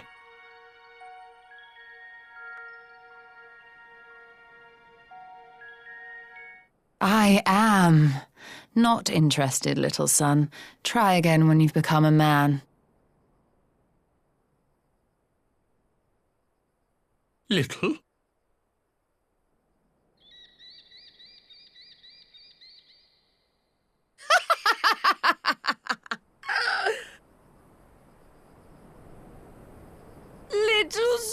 son! Little son!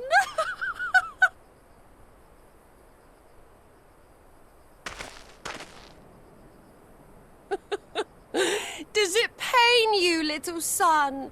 Crave you salve to soothe the ache? Fire to sear the wound in your heart?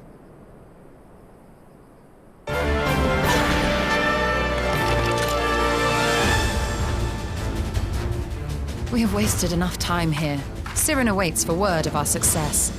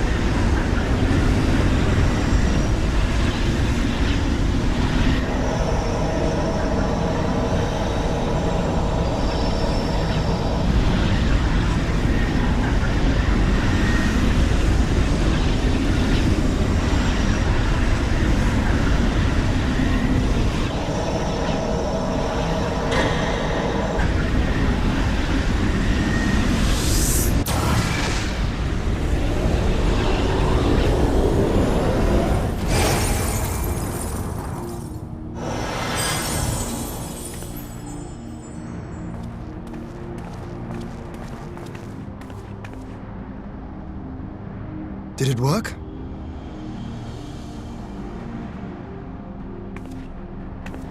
It did. Ether may flow freely to the burn once more.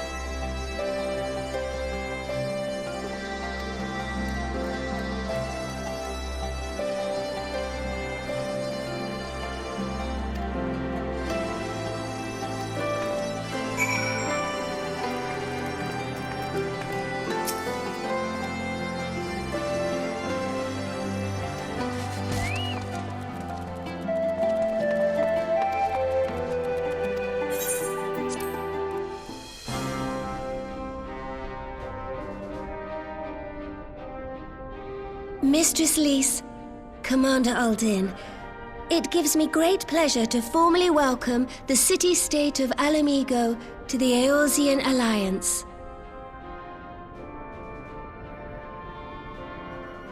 The pleasure is ours, Your Grace. I know I speak for all Alamegans when I say that we are glad of this chance to stand with our comrades of the Alliance. And we, for our part, are glad indeed to be able to welcome friends both old and new.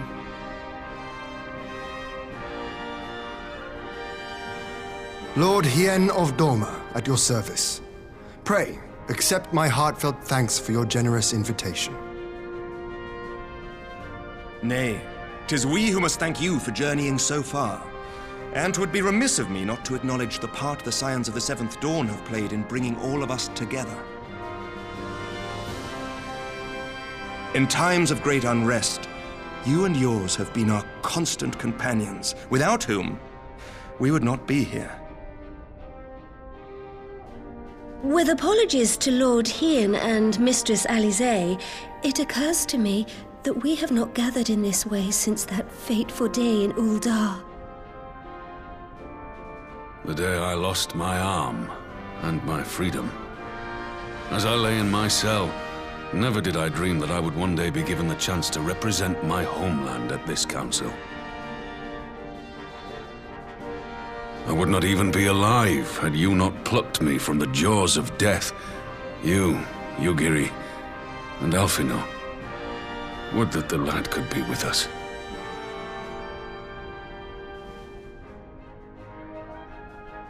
I too owe my presence here to Alphino, in so many ways. Until such time as he returns, I mean to carry on his good work as best I can.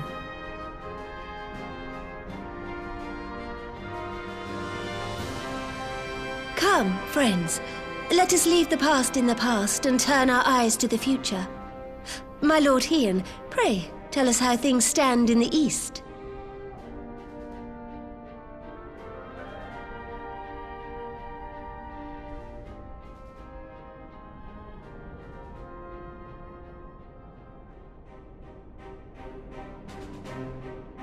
Having heard the rumors of dissent in Garlemald, I dared to dream of a peaceable solution.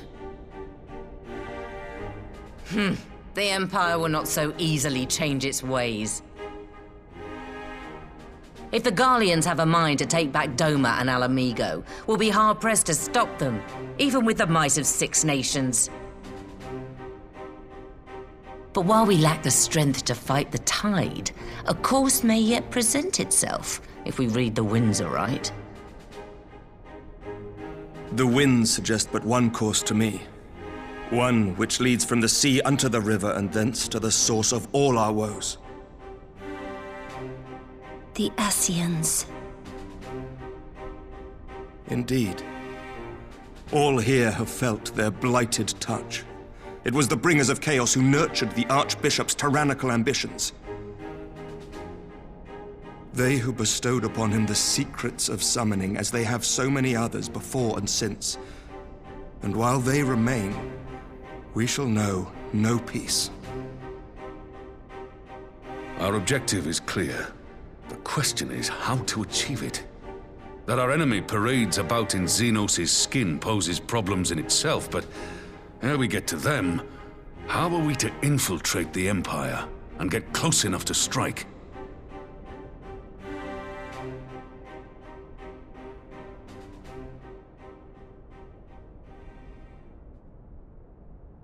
While I see the wisdom in targeting the Ascians, an assassination attempt on Garlean soil would do little to aid our cause, even were it to succeed.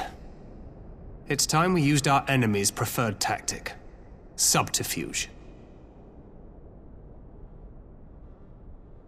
You have an idea? Speak your mind, Master Thancred. None here know the enemy better than the Scions, and you mayhap best of all. Whatever it is you propose, we will give it fair hearing. On that you have my word. Very well, Admiral. My proposal is thus. We dispatch the shinobi to Imperial territory, There, they sow the rumor that the Crown Prince perished in the battle for Alamigo, and that the man parading around is in fact a corpse inhabited by a servant of darkness.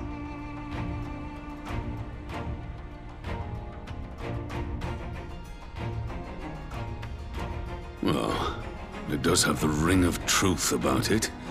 And were the Garleans to learn that their future ruler is a puppet, the Empire would be shaken to the core. But at the risk of sounding stupid, would they actually believe such an unlikely story? I didn't. Ordinarily not. But prior to his miraculous recovery, rumors of Xenos' death had already begun to circulate around the Empire. Ultimately, however, what the masses believe is not our chief concern. Our true objective is to create an opening for rival factions within Garlemald to exploit.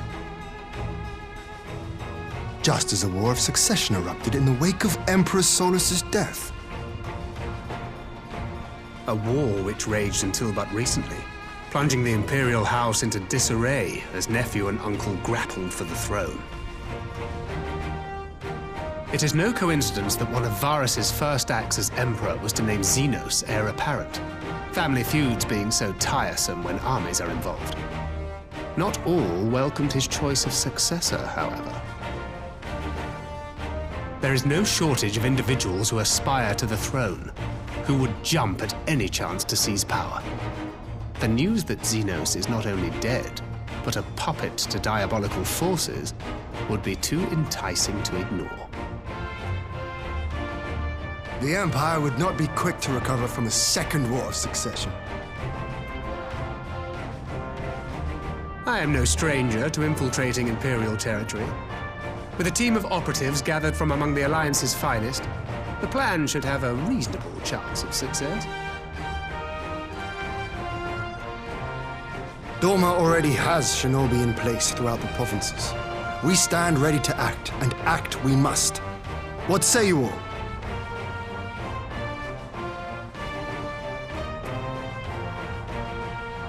I'm for Master Thancred's proposal. We shine a light upon the Ascian and test the Empire's unity. 'Twas his plot that scuttled Doma's negotiations, was it not? Why then, if we can eliminate him, there may yet be a chance for peace. Let us wage this war of subterfuge, that we may one day lay down our arms. Gods know we never will while the Ascians remain.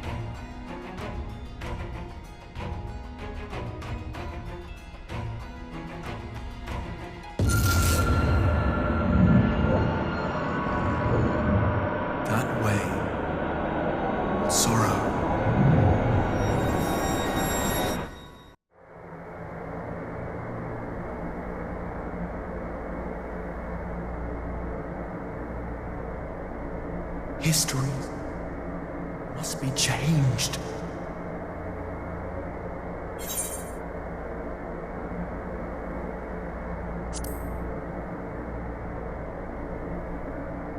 Ahead looms a calamity. Ahead looms light, expunging all form and life. Twin dooms only you can forestall. Only you. What's the matter?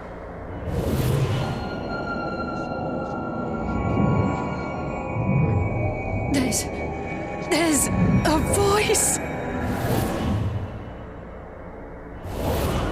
Spies in our midst? Nay, I sense no such presence. Let expanse contract. Eon become instant. Throw wide the gates that we may pass.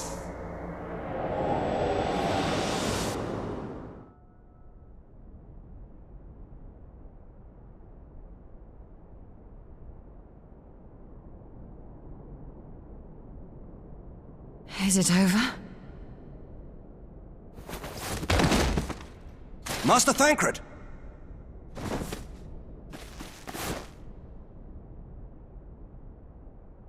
12 for Fend. Bear him to a private chamber. Have every healer make ready. Swiftly!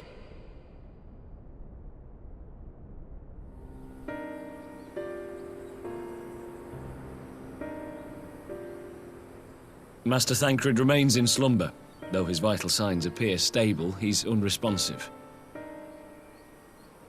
What could have done this? And why just him and not the others? I'm afraid we could not identify the cause, my lady. Our examinations revealed no wounds, nor the presence of any poisonous substances. Gods, that only makes it worse. You're to let us know the moment there's any change, all right?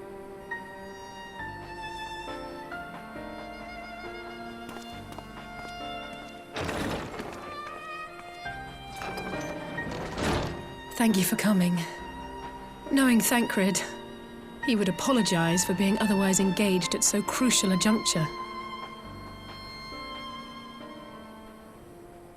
In gifting us a course of action, Thancred sowed the seed of all that is to follow. We have but to nurture it as best we can. To him, I would say, rest easy, that he may wake to enjoy the fruits of our labors. Now, the matter of the mysterious voice must not be forgotten. Will you tell me exactly what happened? Eorzea and I heard a voice in the moments before Thancred collapsed. It was accompanied by a severe headache, as if something were clutching at our minds. Did you experience the same thing?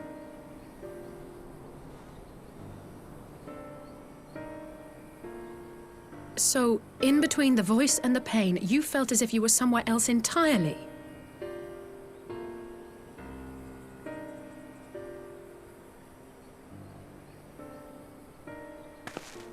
Your testimony confirms my suspicion. That which you experienced was, I believe, your soul being plucked from your flesh. Called. Called?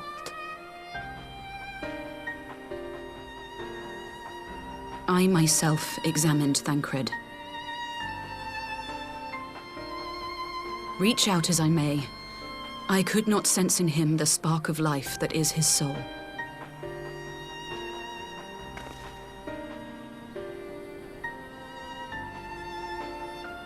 That Thancred alone was stricken so is likely due to his heightened sensitivity to the effects of ether, a consequence of his prior possession by the Ascian Eorzea. The owner of the voice, whoever it may be, reached out to you, called your souls, and in so doing, caused you and yours such pain. But if that's true, where exactly are we being called to? I know not. Yet one thing is plain. Whoever waits for you on the other side is possessed of a power unlike any I have ever known.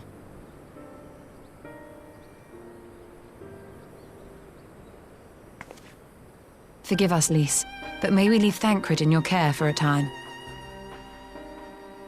As if you had to ask. I may not be a scion anymore, but I'm no less a friend. Don't worry. I'll see to it that Thancred's well looked after. Just focus on solving this mystery, all right? Thank you, Lys. As the Elder Seedseer says, 'tis no ordinary individual we are dealing with. Nor can we discount the possibility of Ascian involvement. Whoever or whatever is behind this, the sooner we find out, the better.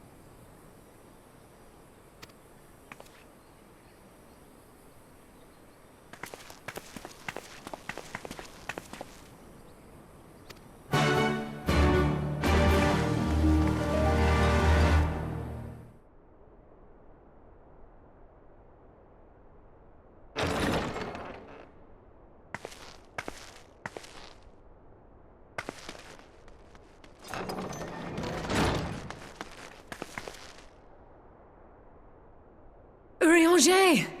Gods, it's good to see you. Would that our meeting were under happier circumstances. I judged the voice sufficient cause for concern even before you sent word of its effect on our comrade.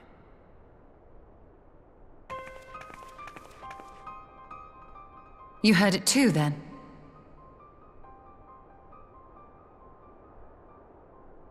Aye. And all but certainly at the selfsame instant. Alas, pained as I was, I could make little sense of what few words did then reach mine ears.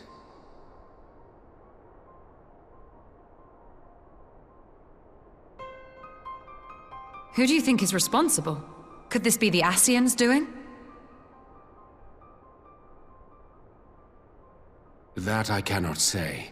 Not when so little is known. Ere I indulge in speculation, I would examine Thancred with mine own eyes. To Alamigo, then, without further delay. One other thing. During my visit to the Far East, I observed a strange phenomenon. Thou referrest, I presume, to the localized reduction in etheric density. Well, that spares me the trouble of an explanation. Yes, I noted precisely that at two apparently unconnected locations. I take it the phenomenon is not limited to the Far East. Indeed not. Of late, our agents charged with surveilling the beast tribes have spoken of little else. In every corner of the realm, they tell of places in which the ether hath grown thin. Naturally, my suspicions first turned to primal activity, but the areas thus affected betray no evidence of summoning. I must confess to being quite perplexed. If the same phenomenon is being observed in multiple locations on opposite sides of the world, we may safely discount regional factors. Needless to say, this warrants further investigation. Indeed, I shall make it my task to.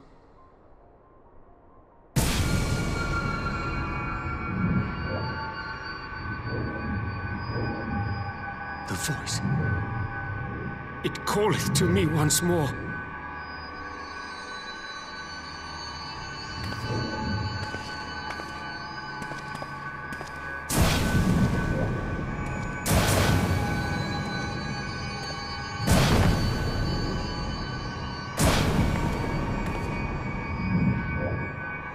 I hear it too.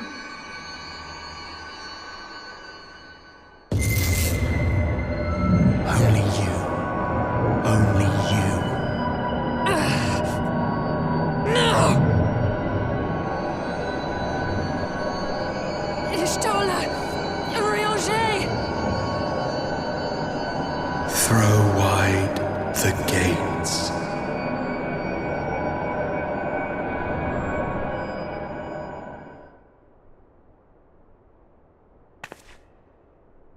No! No, this can't be happening!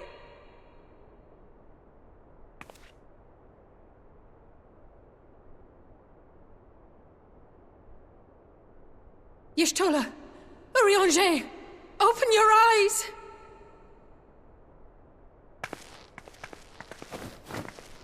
Open your eyes, I beg you! Say something! Anything! Not again. Please, not again.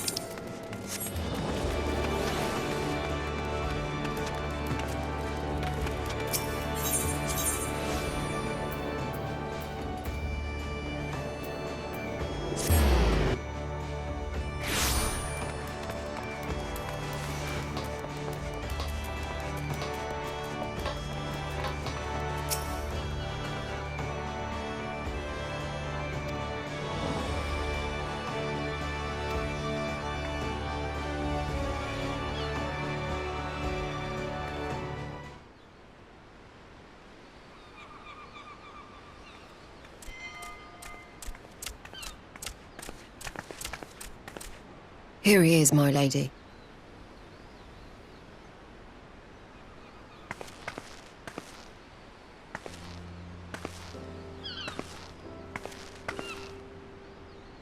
Gabu, it's been too long.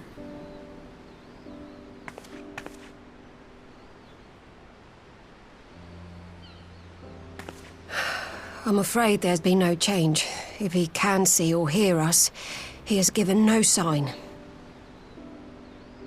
I see. You're still fighting. I'm proud of you.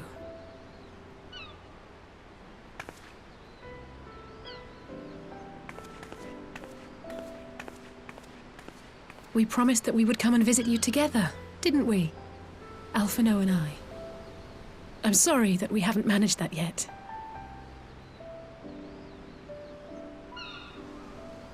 You know, with the three of us like this, does it not remind you of that night? Of the stars beyond count twinkling in the heavens? I was feeling pretty low back then. Powerless. But I knew that my brother was close by if I needed him, and that the others would be waiting for me back at the Rising Stones. Not like now.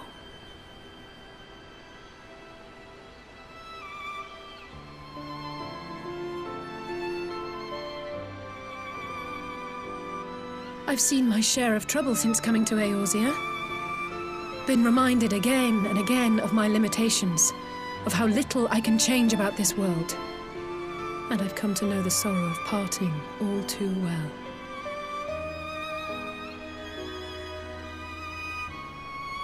But to have the people I hold dear struck down before my eyes, and be powerless to help them, that I cannot bear.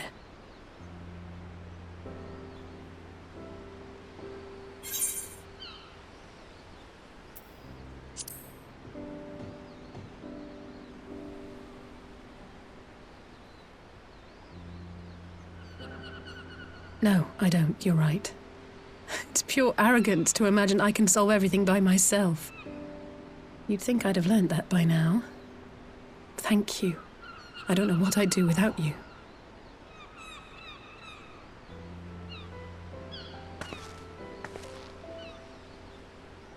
Well, that's more than enough brooding for one day. Come on. We have friends to save.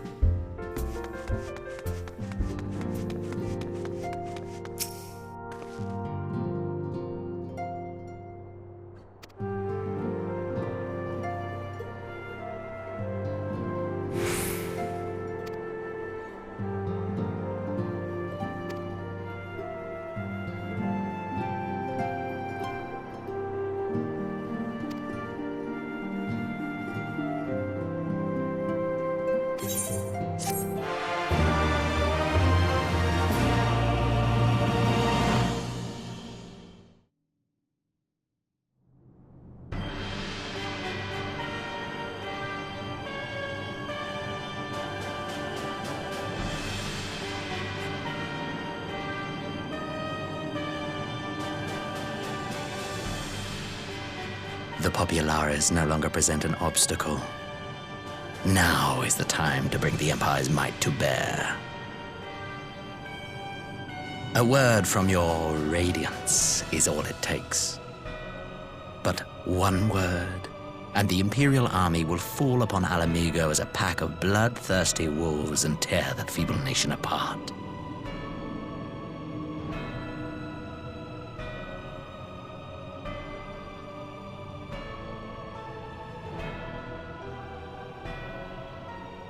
Have you no words for me?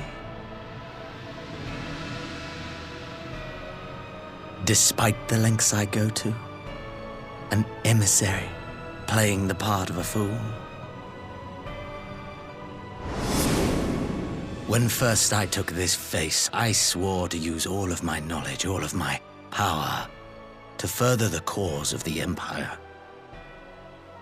My deeds stand testament to my commitment. And with this adamant flesh at my disposal, I could destroy the Icon Slayer as easily as one might swat a fly. Why do you hesitate?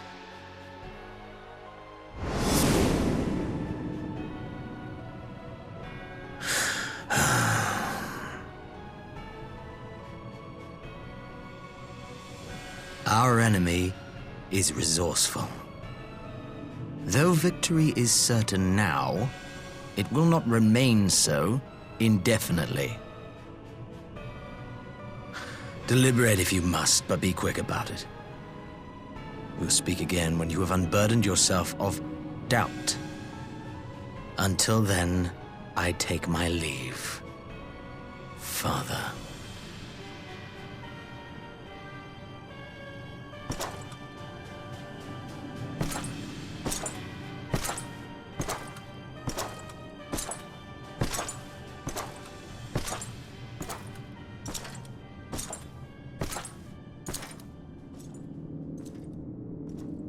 I should be the one to sigh.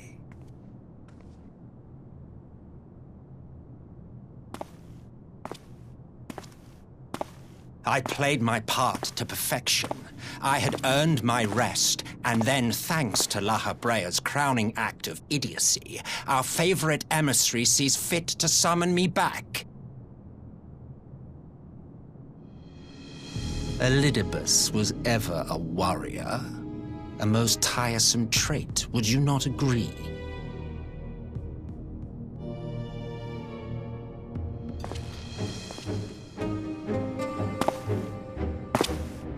What? Have you no words for me either? No matter. I've long grown weary of this mummery. Now, my dearest grandson, let me remind you of your place in the simplest of terms.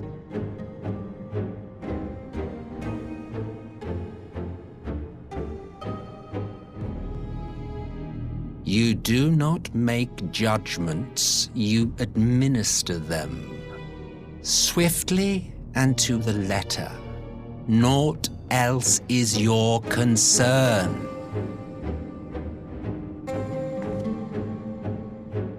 Elidibus may be an insufferable bore, but he is no fool.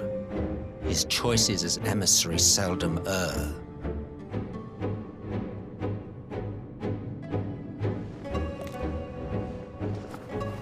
If aught threatens the balance twixt light and dark, it falls to you to remove it. Be it by your own hands or by your armies, you have ample means at your disposal.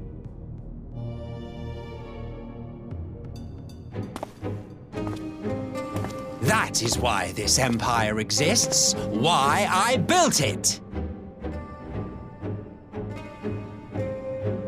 Oh dear, have I touched a nerve?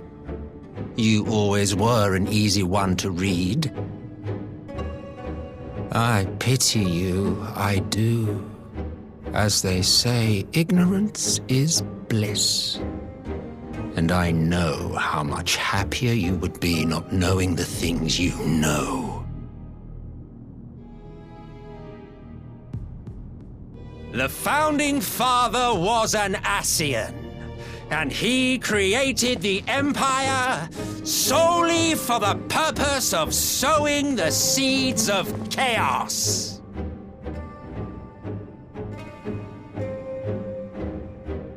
Don't take it personally. I merely do my duty.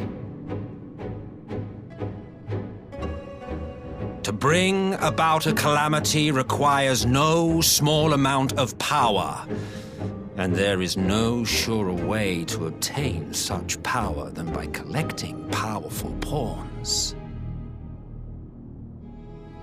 To that end, I have labored long and hard, and I must say I am quite pleased with my handiwork, paltry though it seems in comparison to Alag.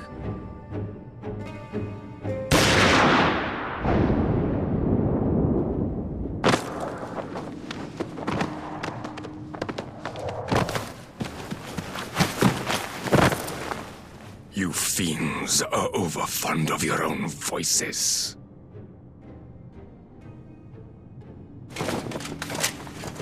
Mark me, Ascian. Man is the master of his own destiny.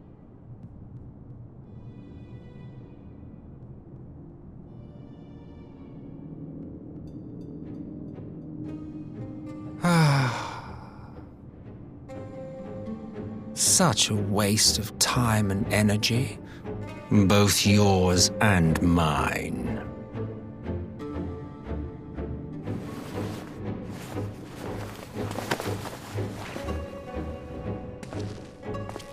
Lest you forget you are Emperor now.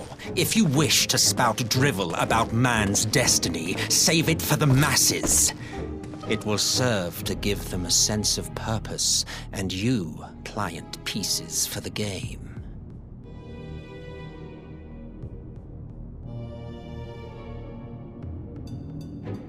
Oh, do stop sulking, boy. You, of all people, should understand. Ours is a struggle to restore both mankind and the world to their rightful state. Viewed thus, our goals are one and the same.